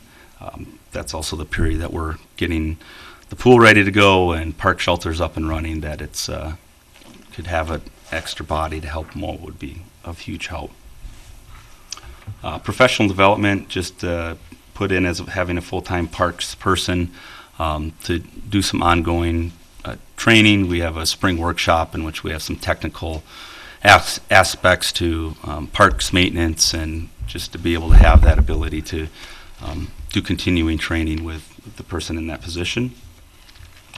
Telephone, it's a big number, but a lot of it is for the firemen's park monitoring system that we have. It's a 2-line system that's a monthly fee that we pay for. Also the 6 months for Lattice, the new Lattice facility, and I guess we could include Schluter as well, as that was approved at the capital budget. And then cell phone for our full-time park staff. The stormwater utility, water, sewer, and stormwater utility, that's for the new buildings, Oneida Park Shelter and Lattice Park. I want to say, did you do a calc, Mark, for the parking lot? Is that going to go up, or? Should go up. Should probably go up for having more parking area at Lattice. More pervious parking area. And then the outside services fund. I wanted to kind of delineate some of the items that we have participated in the past. Previously, there was just the $900 for the Dane County mosquito spraying program, and they have a couple different sites where they check for mosquitoes and report on if there's any diseases or counts that are abnormal. And they are supposed to be preparing a report to us to be given out to kind of see what we actually got for our money, and that will be forthcoming. The $750 is for the Monona Grove School to Work program. It's been an ongoing program that we've done in the past, and it was just coded under a different account, and I thought it would be a good line item to highlight there. 3 weeks of 3 days per week, so 9 total days of students, 6 to 8 students and a supervisor from Monona Grove School District that are in a special program, basically more geared towards going to work right out of high school than to secondary education. And so we get some labor in working on parks maintenance projects. So they do, this year they mulched a lot of the trees at Maywood Park. If you notice, they had all new tree mulch rings. They did some seaweed cleanup at Schluter and I believe Frostwoods, and some park sign maintenance with weeding. So it was it's nice to see a young group of students getting some responsibilities and some potential resume builders for job applications. And then $650 for the fire monitoring and testing at Fireman's and Oneida. And so that's not the phone line now. That's just because we have them monitored. We have to have them monitored. There's a contract for that. So that's the fee that we pay to have these fire alarms monitored, and then they're inspected once a year as well. And then the $1,100 is for beach testing at Schluter and Frostwoods, and the Clean Lakes Alliance is pushing to look at having a website that you can have all the beach conditions uploaded to. And that's kind of a max amount. It's based on once a week testing for E. coli, and then once a month sampling. And so those are where we would be going out in the beach, probably me or Missy, getting the samples and taking them over to the Dane County lab, and then they would post if there's a positive sample for coliform or.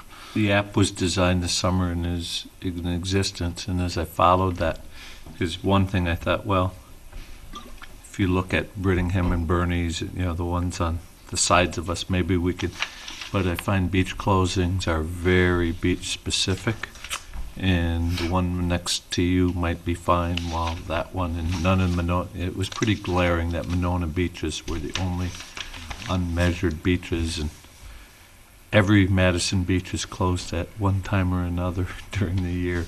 So I'm like, wow, is it safe to assume we're never bad? But so this was a recommendation I made to Jake. If they do close, I know this is something I brought up last year as well, If they do close, will we be doing signage at the beach then? Yeah, we'll have to have something up there that, beach is closed and refer them to the website.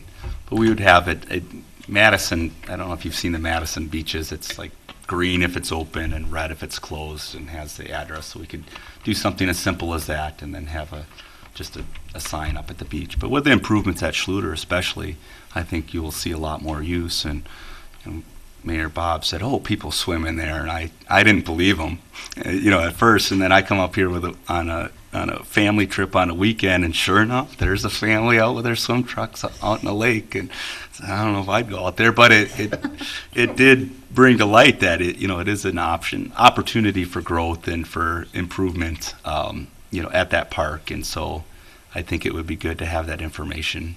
We have a growing Monona resident who was still swimming up until last week at Frostwoods Beach. So there's swimmers out there. Nope, it's a she. She commune with nature all the time. Funny you see it and I don't. Now we're gonna have a bunch of golf. Questions? Not that kind of communing with nature by floating and swimming. Alder Thomas.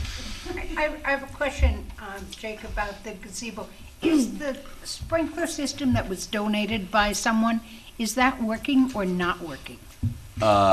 It works manually.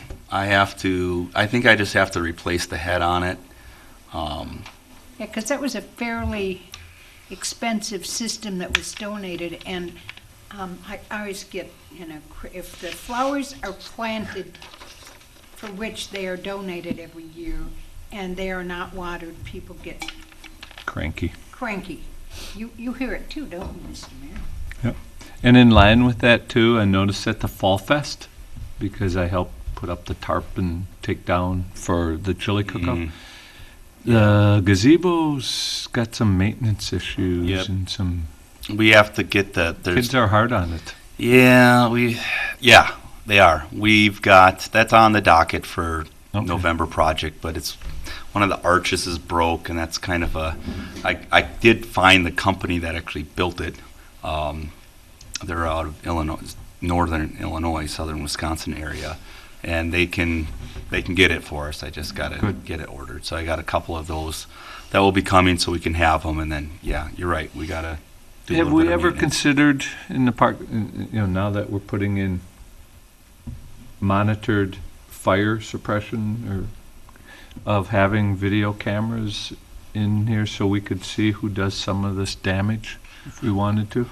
We do have video cameras going in at Lottis for like the fish cleaning station for fear of vandalism, and the MMSD wanted it as a requirement for us going into their sanitary.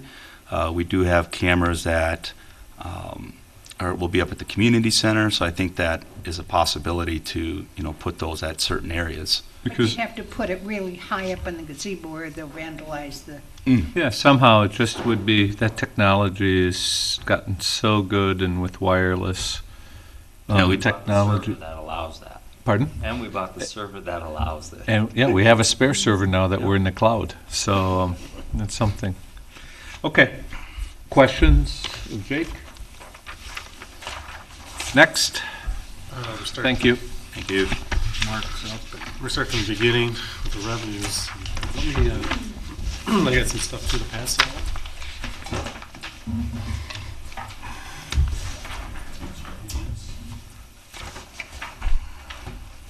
Thank you.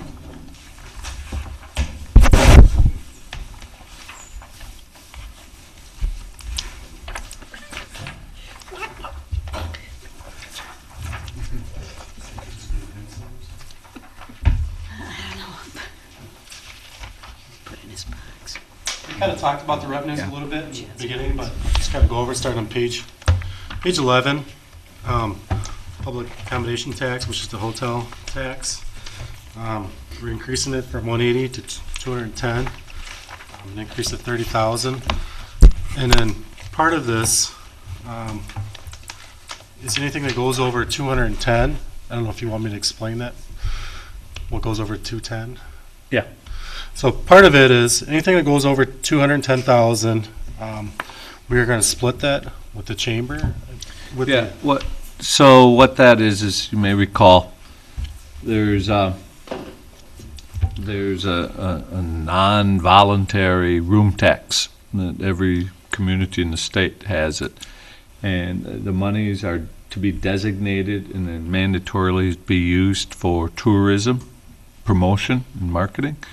And I don't know how many years it's been in place, but somehow Monona and a few other select communities were grandfathered from having to abide by those new rules.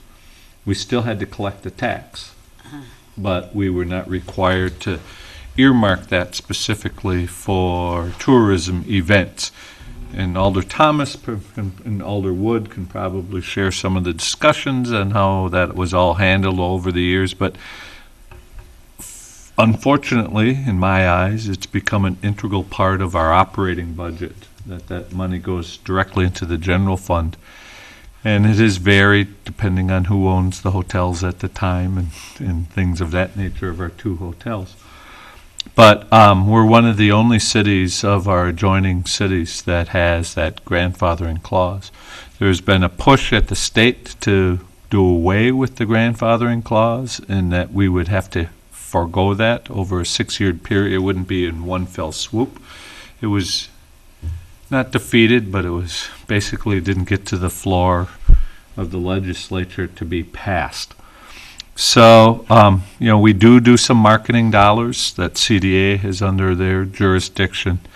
But the telling point came with the hiring of the new chamber director, who I have to just really give kudos to, that she has just done a tremendous job in the very short time, 4 months that she's been in the position, and is doing what I've always felt the chamber should be doing, which is helping the business community of the city. She's a one-person shop. Very few of her neighbors have that small. She has no staff. And so as I've been meeting with her, I asked, and Middleton, Fitchburg, Sun Prairie all pay for their chamber out of their room tax. And I'm the first, these taxes would be going, if we take that money out and use it for what it was designed for, or a big part of it, well, it has an impact on our tax rate and our levy. So I didn't want to be that bold as to give it back, although the state may mandate it at some point in time.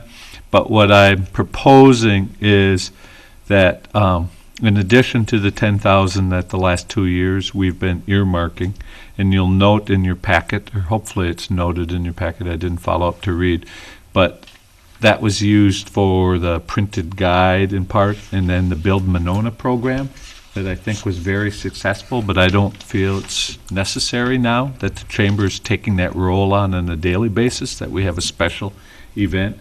So I've asked that the dollars be targeted specifically for new media. There's tremendous things being done she's doing through the social and the website reworking of it. And I think Alder Bussey had a meeting with the chamber staff. But to create video, to use what I spoke about earlier tonight, which Will doesn't know about, and perhaps he doesn't have the time to do, as I volunteer, but to have monies that the chamber designs and produces the video by using the equipment and the talent we have already with the city to do. She's already done a couple things that have just been really stellar. So that's where I asked the marketing to be considered. And as it relates to the room tax, we're earmarked next year to be 210, that we do a revenue share with the chamber so that there's incentive for her to help these hotels to increase their occupancy, and that she will get 50% of any of the room tax revenues above the 210 floor, which is what we've been getting that in. So that is in that budget. So what that number will be, I have no idea. If it's under 210, they get nothing. If it's over 210, we do the split, and then we'll see what goes from there. As far as your description, if you look at page 26, I think this is what you, for the marketing fund. Is that-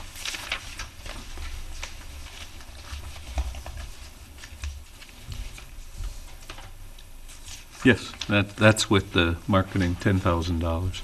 And that's the same as what's been done the last 2 years. I just did not like the use for the printed materials. If you go into the transportation aid, as we talk. Question? Alder Bussey? sorry. Will there be an understanding as far as the monies that go to the chamber, that they be on specific activities? Or is That it could just in be, general? she doesn't even know I'm putting this in. Okay, because I think that, you know, you did have a conversation with the chamber, and we've got, you know, getting in the game here. We've got property on Monona Drive that we've got investment in the Triangle area, and there's and I think a combined effort to help market Monona, maybe target some of the great successes that we have had in some of our businesses and build off that. I mean, it was, and so in my opinion, if we would help use these funds to help accomplish that, so that, but we also have a say in how it's being used. I think that would be important, because, so I'm glad to see the I will money's. clarify that, but this falls under CDA. Right. And so Alder Wood currently sits on that. I think that recommendation should come directly from those who are going to control those. I just wanted the monies in there. Okay, thanks. All right. Transportation aid, we kind of talked about that, about 110,000. That's just a state formula. Exempt computer aid, we went up 85,000 because the computer equalized value increased by 44 million. This is one of these things that, just so you know, computer equalized value kind of goes in spurts because computers are, you know, they're depreciated. So it seems like each time, every 2 or 3 years, it spikes up, and then it goes down a little bit, then it'll spike up again. So I'm sure next year the value will decrease, and then for a year, and then it'll kind of, the year after that, or maybe 2 years after that, it'll go back up again. It's one of those things that just. And is this because this is so big because WPS is the driver behind it? Or WPS would be our largest one with their equipment and software. it's truly based on what are estimated to be the number of computers being used? They file a report. We don't get the report. They file a report with the state, and the state determines what their values are. And it's the All businesses? Yeah. If they use property computers? tax. Yeah, for computers. Personal They property took, tax. for personal property, it used to be computers on there, and they took that off personal property. So this is what the, I don't know how long ago, maybe 15 years ago, and this is what the result was. So I'm sure that 3-year swing is WPS, I'm sure, is the driver who, Placement. as they do, It's usually the depreciated value, so it's always a kind of in the medical clinics now. expenditure restraint. We did not qualify again from last year. We're currently not going to qualify.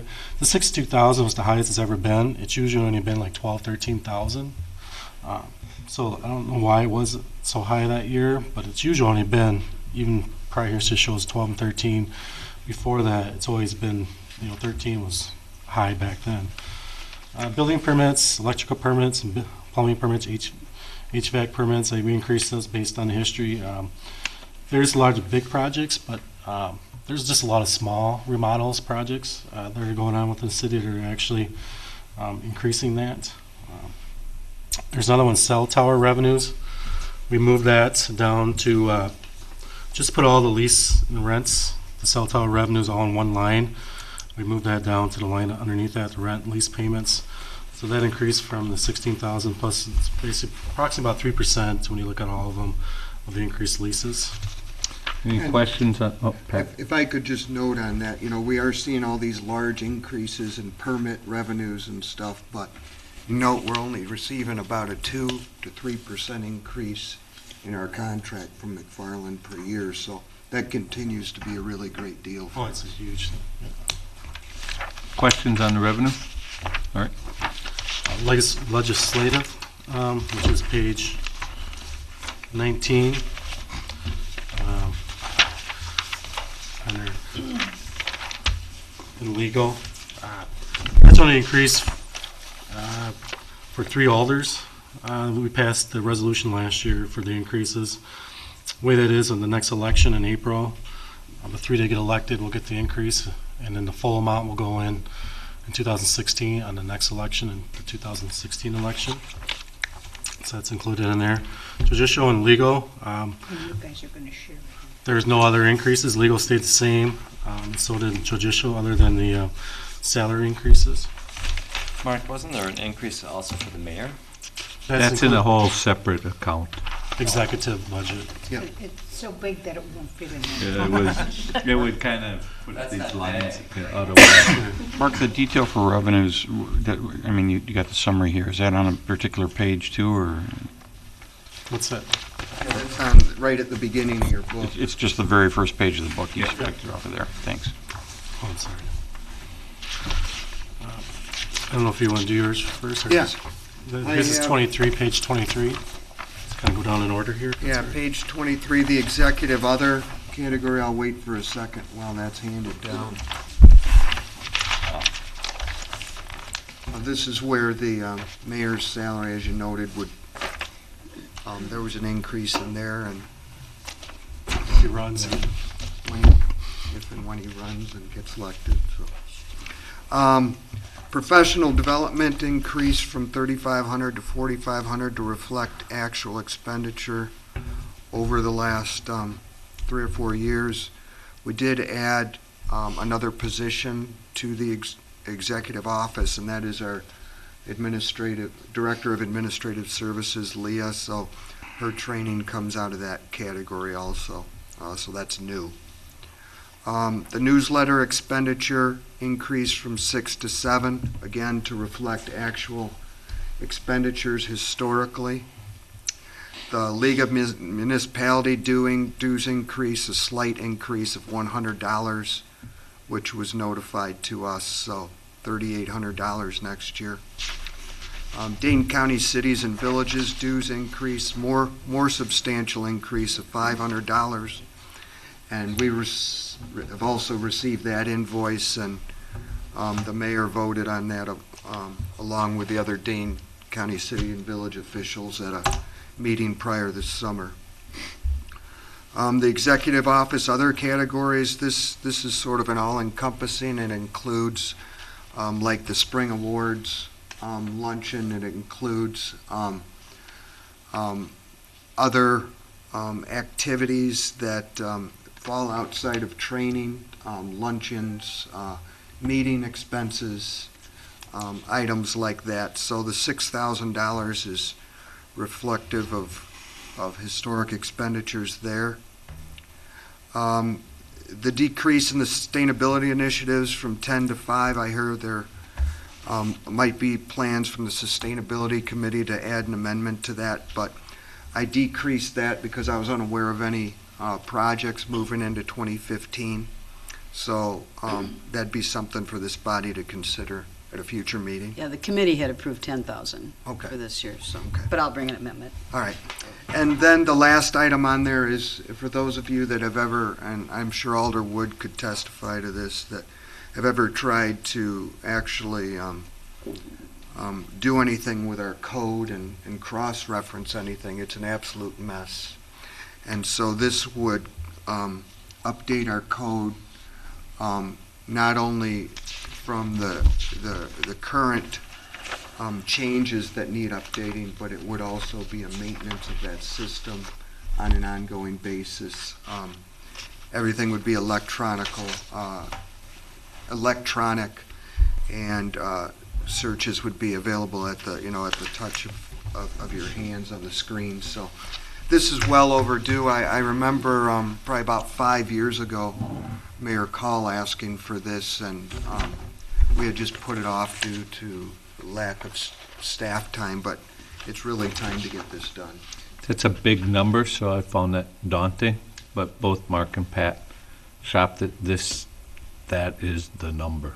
to That do is a this. ballpark, and we'll be going out to bid on it, but I talked to several people at my national conference, several different vendors of this service, and they say it's going to add, if our attorney did this, it would be much more than $25,000. So they're experts at this, and it'll be much more efficient. Questions? Is that an ongoing cost of 25,000? 25 is the initial fee to update it, cross-reference the various ordinances, make sure everything's correct, and then we will have an ongoing fee if you so choose, but after this year, that would be a determination by this board, and the ongoing fee is, I believe, per occurrence, so you wouldn't pay it unless you had requested changes, and I would be able to get you those numbers once we chose a vendor. Okay, next. Next would be finance, which is page 27. And as also the sheet I handed out, it's the fourth page. There's only a couple things. Annual audit, increase of $1,500. Usually what's going on there is GASB puts out new requirements, and it just adds in more time. And they just basically, it's the auditors to research it and form it on us. It just adds more costs into it. But our service contracts decreased by basically the same amount per agreements. So there's a zero impact for the non-personnel cost. The next one is page... Questions? Administration in general. If you look on page 3 of the sheet I handed out, I'm going to start with that. Personnel, which is on page 35. Health insurance for our retirees is in here. It increased by $5,000.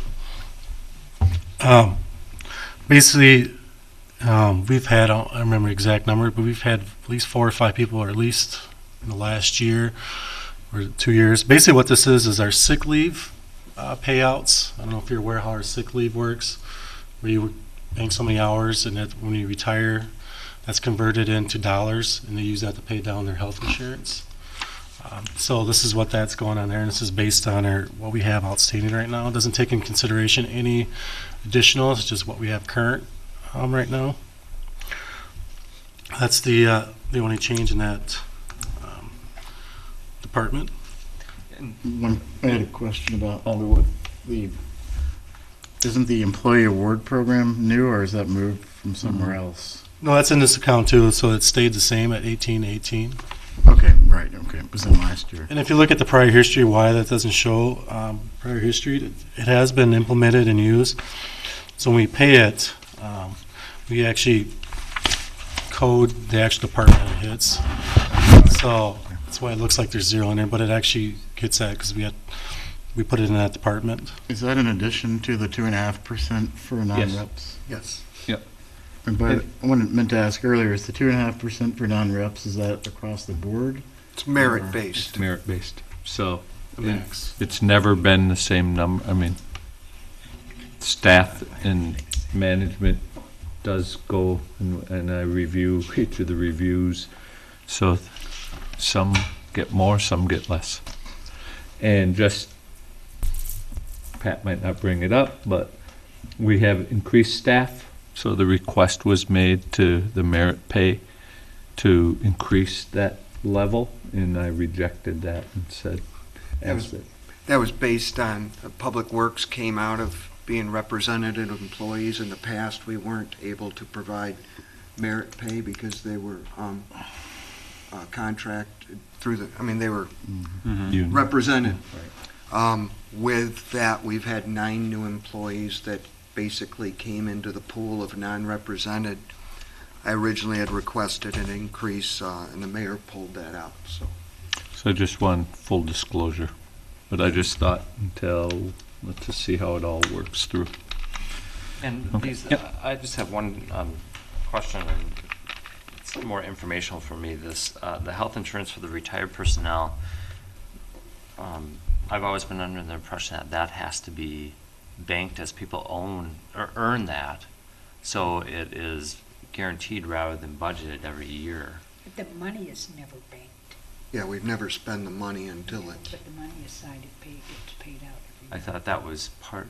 That's that whole unfunded liability when they talk about The it. state doesn't bank it either. Okay. Fine. Yeah. That's, owe it. that's why we paid $11,000 in insurance. I see. We don't pay it out until they retire, then we budget for it. The state doesn't. Otherwise, we could do it and it'd be, have a huge fund balance and be sitting there for a long, long time. yeah.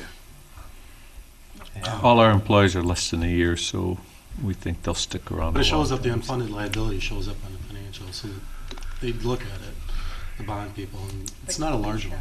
And a lot of, just to note too, the newer employees, their maximum sick time accumulation is 680 hours. Prior to, a lot of the recent retirees did not have those limits, and some had banked 2 times that. I think Alder Thomas is good for like 3 more centuries in retirement. Because you work so hard. If only I could. Yeah. All right, next. Page 41 is the assessment. There was no change in there. And we talked about this for 2016. We're talking about for 15 status quo, for 16 we're going to look at doing, What page on, I'm sorry? oh, I'm sorry, page 41. There's no change, it's 25,000. But we're looking for 2016, we talked, we're going to do a quarter of the city and start doing that again in 2016 and 17, the next. For walkthroughs. For walkthrough, starting in 16. With that. Insurance on page 44. We increased one line item, property and liability insurance. That was $6,000. So that kind of matches last year's amounts. Also, we picked up a couple new buildings in there, some other liabilities, so that's a natural increase with those properties.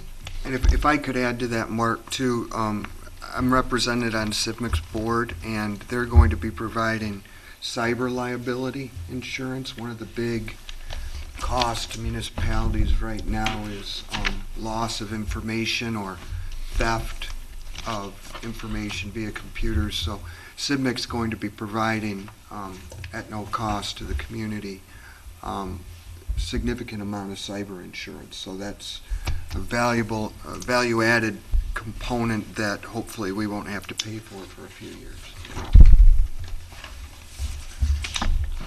Next would be the debt service. Starts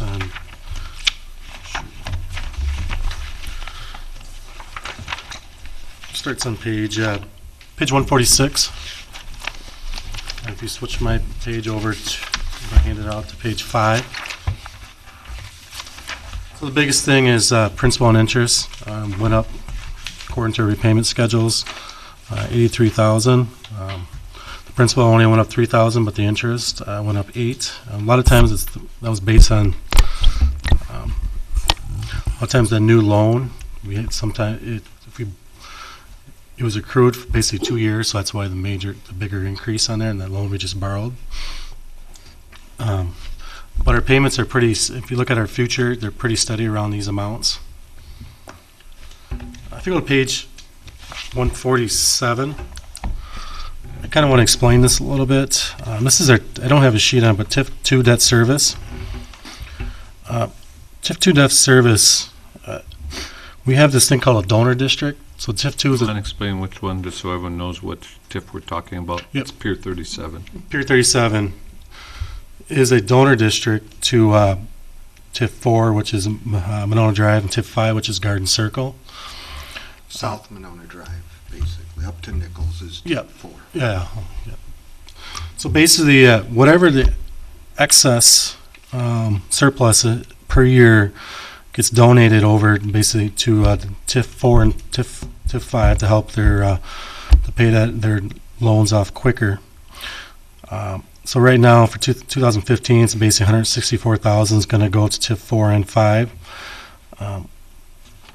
But it has over like 2011, there was about $1 million. It was TIF 4, another $12 million in 2012.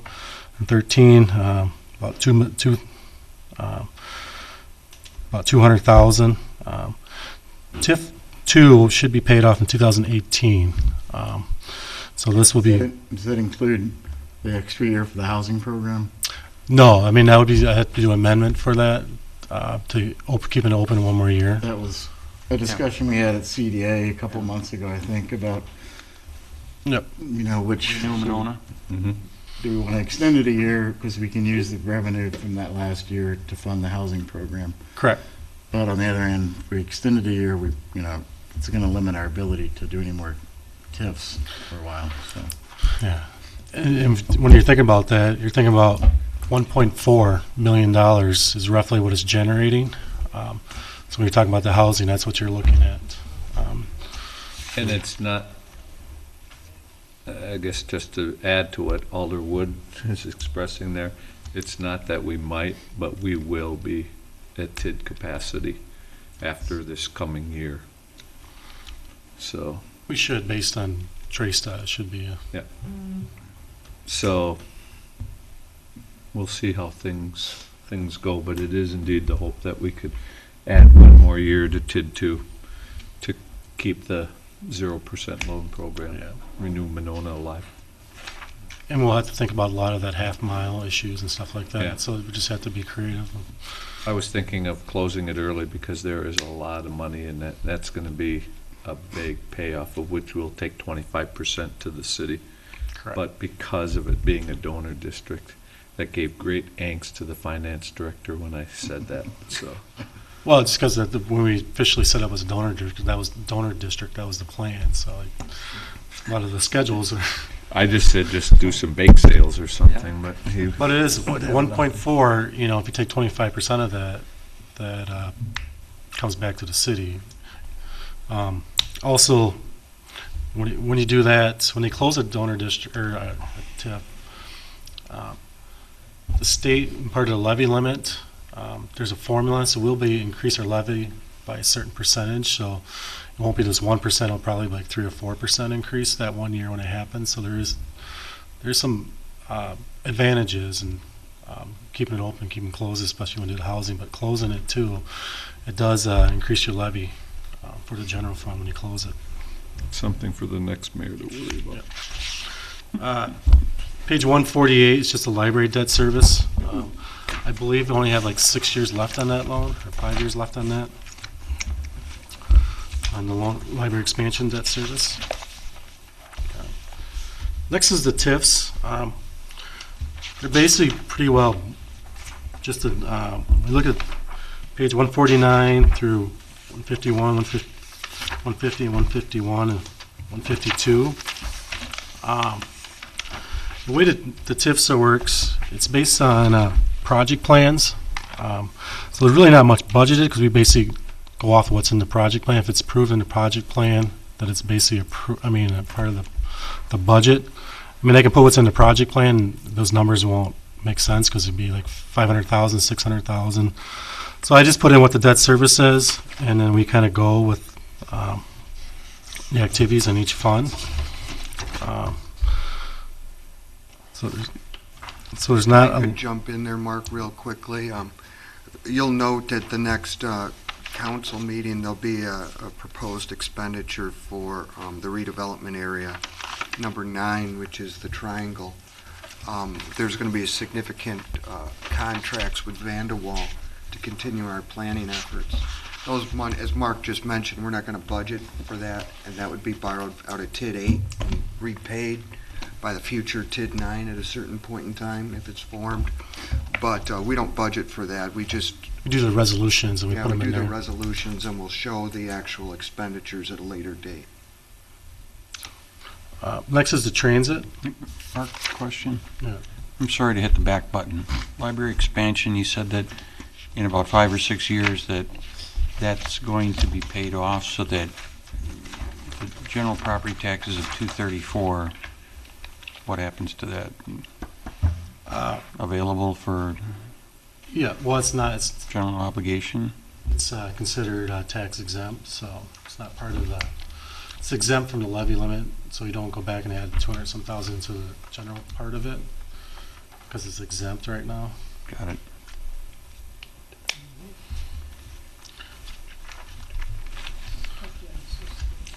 Page 178 is transit. Transit's 170. It's the very last spreadsheet I handed out. A couple things there. The overall increase of the levy is $5,000. But a couple things to put it over that. General service operations, basically the contract we have with our transit provider, increased about $6,000. We increased our marketing, to implement our marketing plan, about from 5,000 to 10,000. Basically, the transit went out and got a marketing group person. She's providing just different options to market the transit system to the residents. She's coming back with a plan very shortly, and we need additional monies to actually implement the plan so that we increase that. When will we see that unveiling or the results of that? We're working on it right now, so I'm thinking probably in the next 2 months or so, 2 or 3 months. They have to come back to us. I think I wasn't at the last meeting, but I think we approved the basic outline of what we'd like them to do, and now they're developing like a logo and that kind of thing. A logo and just different ways to track. I've got a spare one. It's greener, bluer, and brighter. I'll sell it cheap. A logo for the slogan. With that, though, We're going to put that on the dog park. It would be beautiful. Okay, you can tell the night's getting late. I'm sorry, Mark. With the transit committee, transit fund, I don't know if you're aware, part of it's paid by the state grants. So basically 60% of it, or 58%, is covered by the state. And State or federal? State. We don't have any federal money. It's all state. Oh, okay. Yeah, it's It comes from the feds and goes to the state. So that they do pick up a portion of that increase. That's all I have for the train. Question? We have the CDA. I forgot to hand something else for the CDA. What page is CDA? Parkland and CDA. Oh, I forgot Parkland. Parkland's on 153. Yeah, Parkland, there's nothing in there. I forgot. I must have missed it. CDA is what page, Mark? 153 for Parkland. We have right now, we have zero budgeted. There probably should have been some money coming in and transferred out to the capital projects. So I have to propose, I have to give something to the mayor to change, to update that.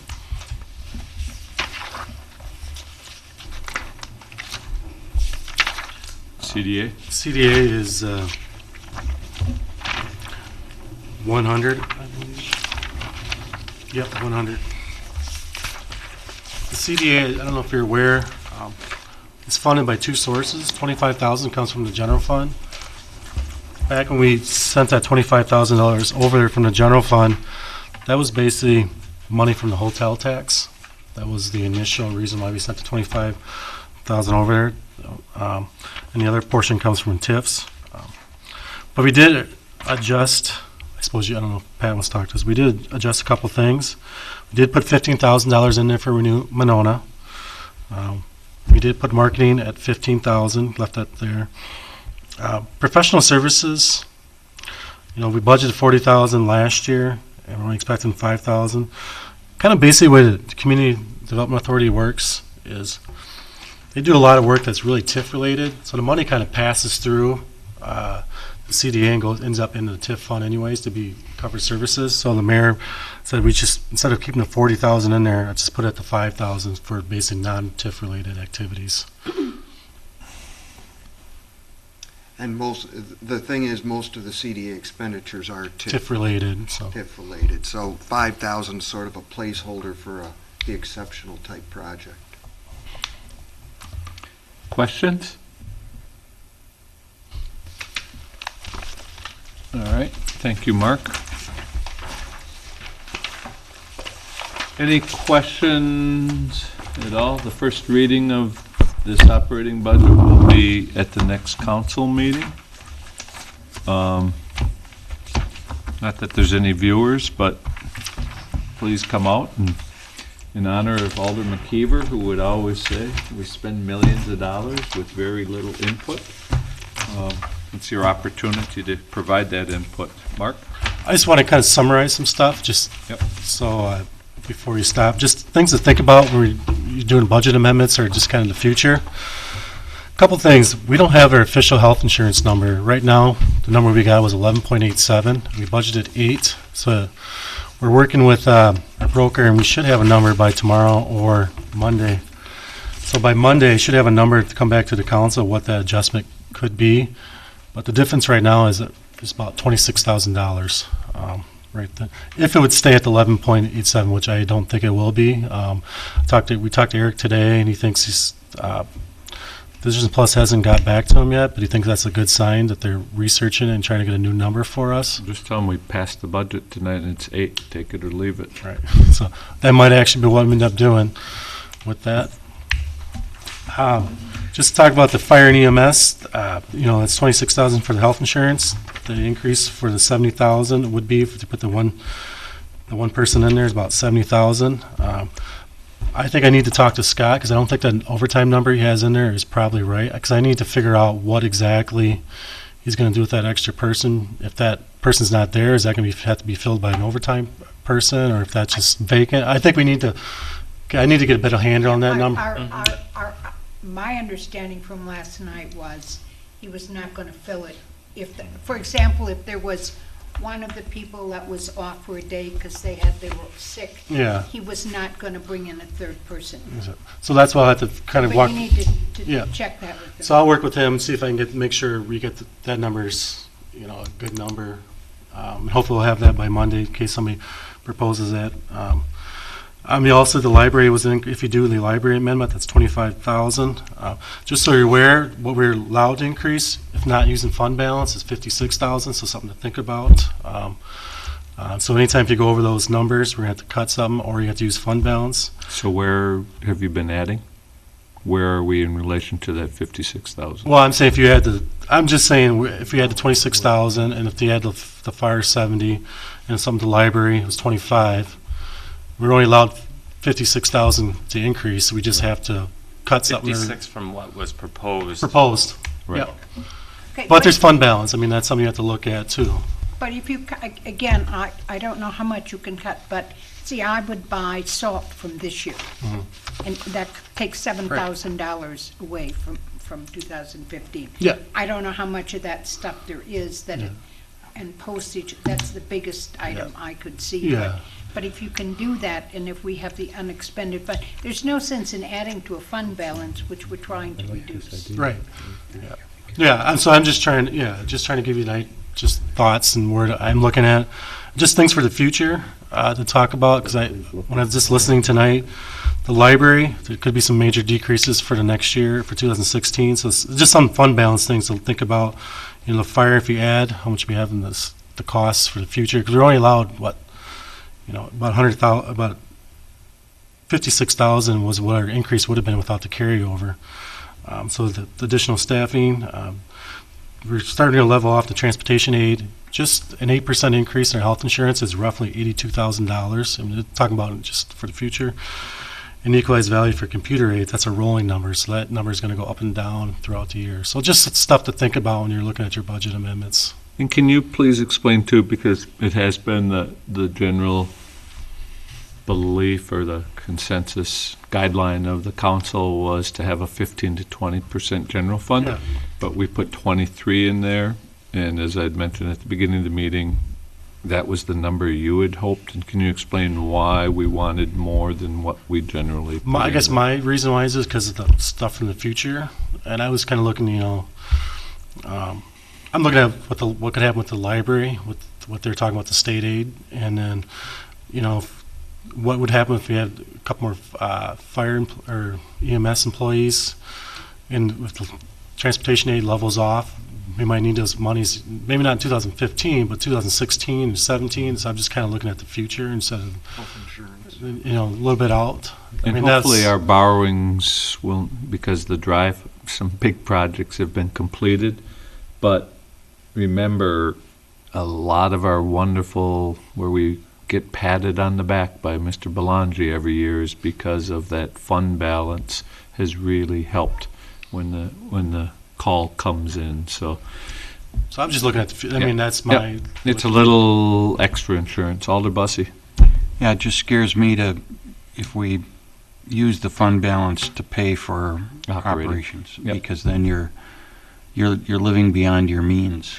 We should be able, I mean, that's scary. And I agree with that, but. I understand we yeah. got a chunk there, but I'm if we glad if we Mark could- is worrying about these things and bringing them up, Yeah. because now's the, if we're gonna deal with this, now's the time to deal with it. Or if we're not gonna deal with it now, we have a little bit of extra insurance. And I'm not saying we just live off this, for those expenses. Alder Wood? I mean, another way to look at having the fund balance as high, it's almost 24%, is that we've taxed more than we've needed.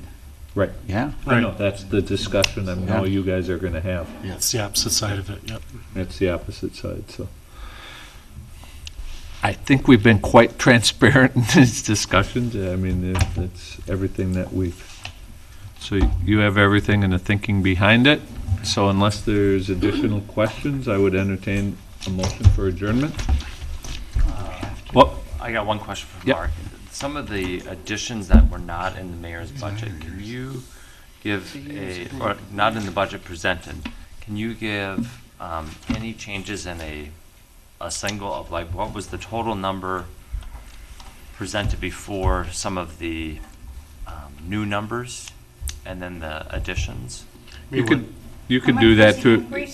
Just a summary sheet of. Summary with Summary, just take the columns, because there's the Summary. mayor's budget, there's the committee's budget, and there's the department's budget. And now tonight, some changes have been made, so I think what he's asking for is like the page one summaries, but have those 3 columns. Here's what We I didn't make any proposed. changes. We didn't make any changes for tonight, though. No, we haven't. No. Those will need to be That'll added. be proposed. Right. Oh. No, I think what Discussed, leave Yeah. with something. Alder Holmquist is asking is, let's just see where everybody was targeting with tonight's new information. And- Alder O'Connor? And will you also send us that presentation that Mark gave at the Forward to beginning? Pat. And then the last thing is, obviously, the amendments come between first and second read, so You have we time. can discuss this, any other questions you have on Monday. Okay. Now I would entertain a motion for adjournment. So moved. Second. It's like no one wants to. Is there leave. further discussion? So much fun. Hearing none, all those in favor say aye. Aye. Opposed? Meeting's adjourned. Thank you, everyone.